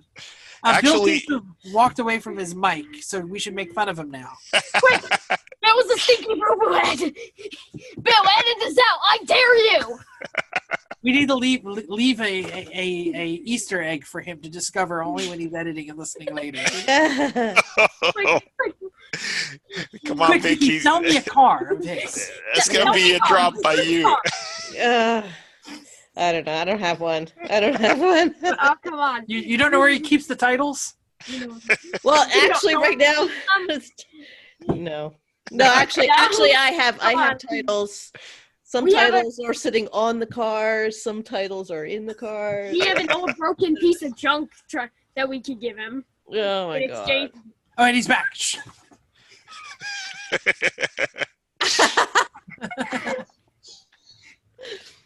What? Hi, Bill. How you doing? Hi. How you doing? Couldn't make it. Yeah. So we're ready for your answer. What are you most intrigued to Oh, see? sorry. Wonder Woman, Black Widow, WandaVision. That's quality list. Quality list, Yep. the average list. Thank you. Thank you very much. Fantastic Four would be fourth, by the way. Oh, an announcement on it? Yeah. Yeah. Yeah, because it ain't going to Right. happen by next year. But yeah. They're just going to try it again. By the way, you mentioned mutants. I just got to say, it took so long to come out. It was recut several times. My expectations were so low, but the New Mutants was not that bad. You're smoking crack. It was not that bad. Come on, Bill. Vic. We were laughing the whole time. You know what? Maybe it's because I expected that it was going to be the worst movie ever. Maybe you've just been holed up in your house for so long. It could be. Stockholm Could be. syndrome right now. Yeah. But honestly, I thought it It's was. funny. I thought it was way better than the last X-Men movie. The Dark Phoenix? Yes. Very, very interesting. I'm pretty sure every movie was The, better. I haven't New seen Mutants, Dark Phoenix I actually yet. could drive to a movie theater and watch the New Mutants right now. Would I drive to a movie? No. No, I'm saying it's one of the things that is in the theater right now. Oh, really? And you see how many people are going. No, I'm glad. No, if I had No to pay, times at my local theater. Yeah. Look at that. if Oh, I had to pay yeah. for it, my opinion probably would have been lower. But But this is part of our stream versus theater discussion. yeah, Mhm. yep. All right. So for Benny, who's apparently on drugs right now, thinking that The Mutants is a good movie, we really worry about you, Benny. Benny, you need to get out of your house. He just COVID thing. freaking stopped. Okay. We've got to get a COVID cure just so Benny doesn't think New Mutants. Are is a you good telling movie. me that when you saw Lockheed pop out, you didn't get excited?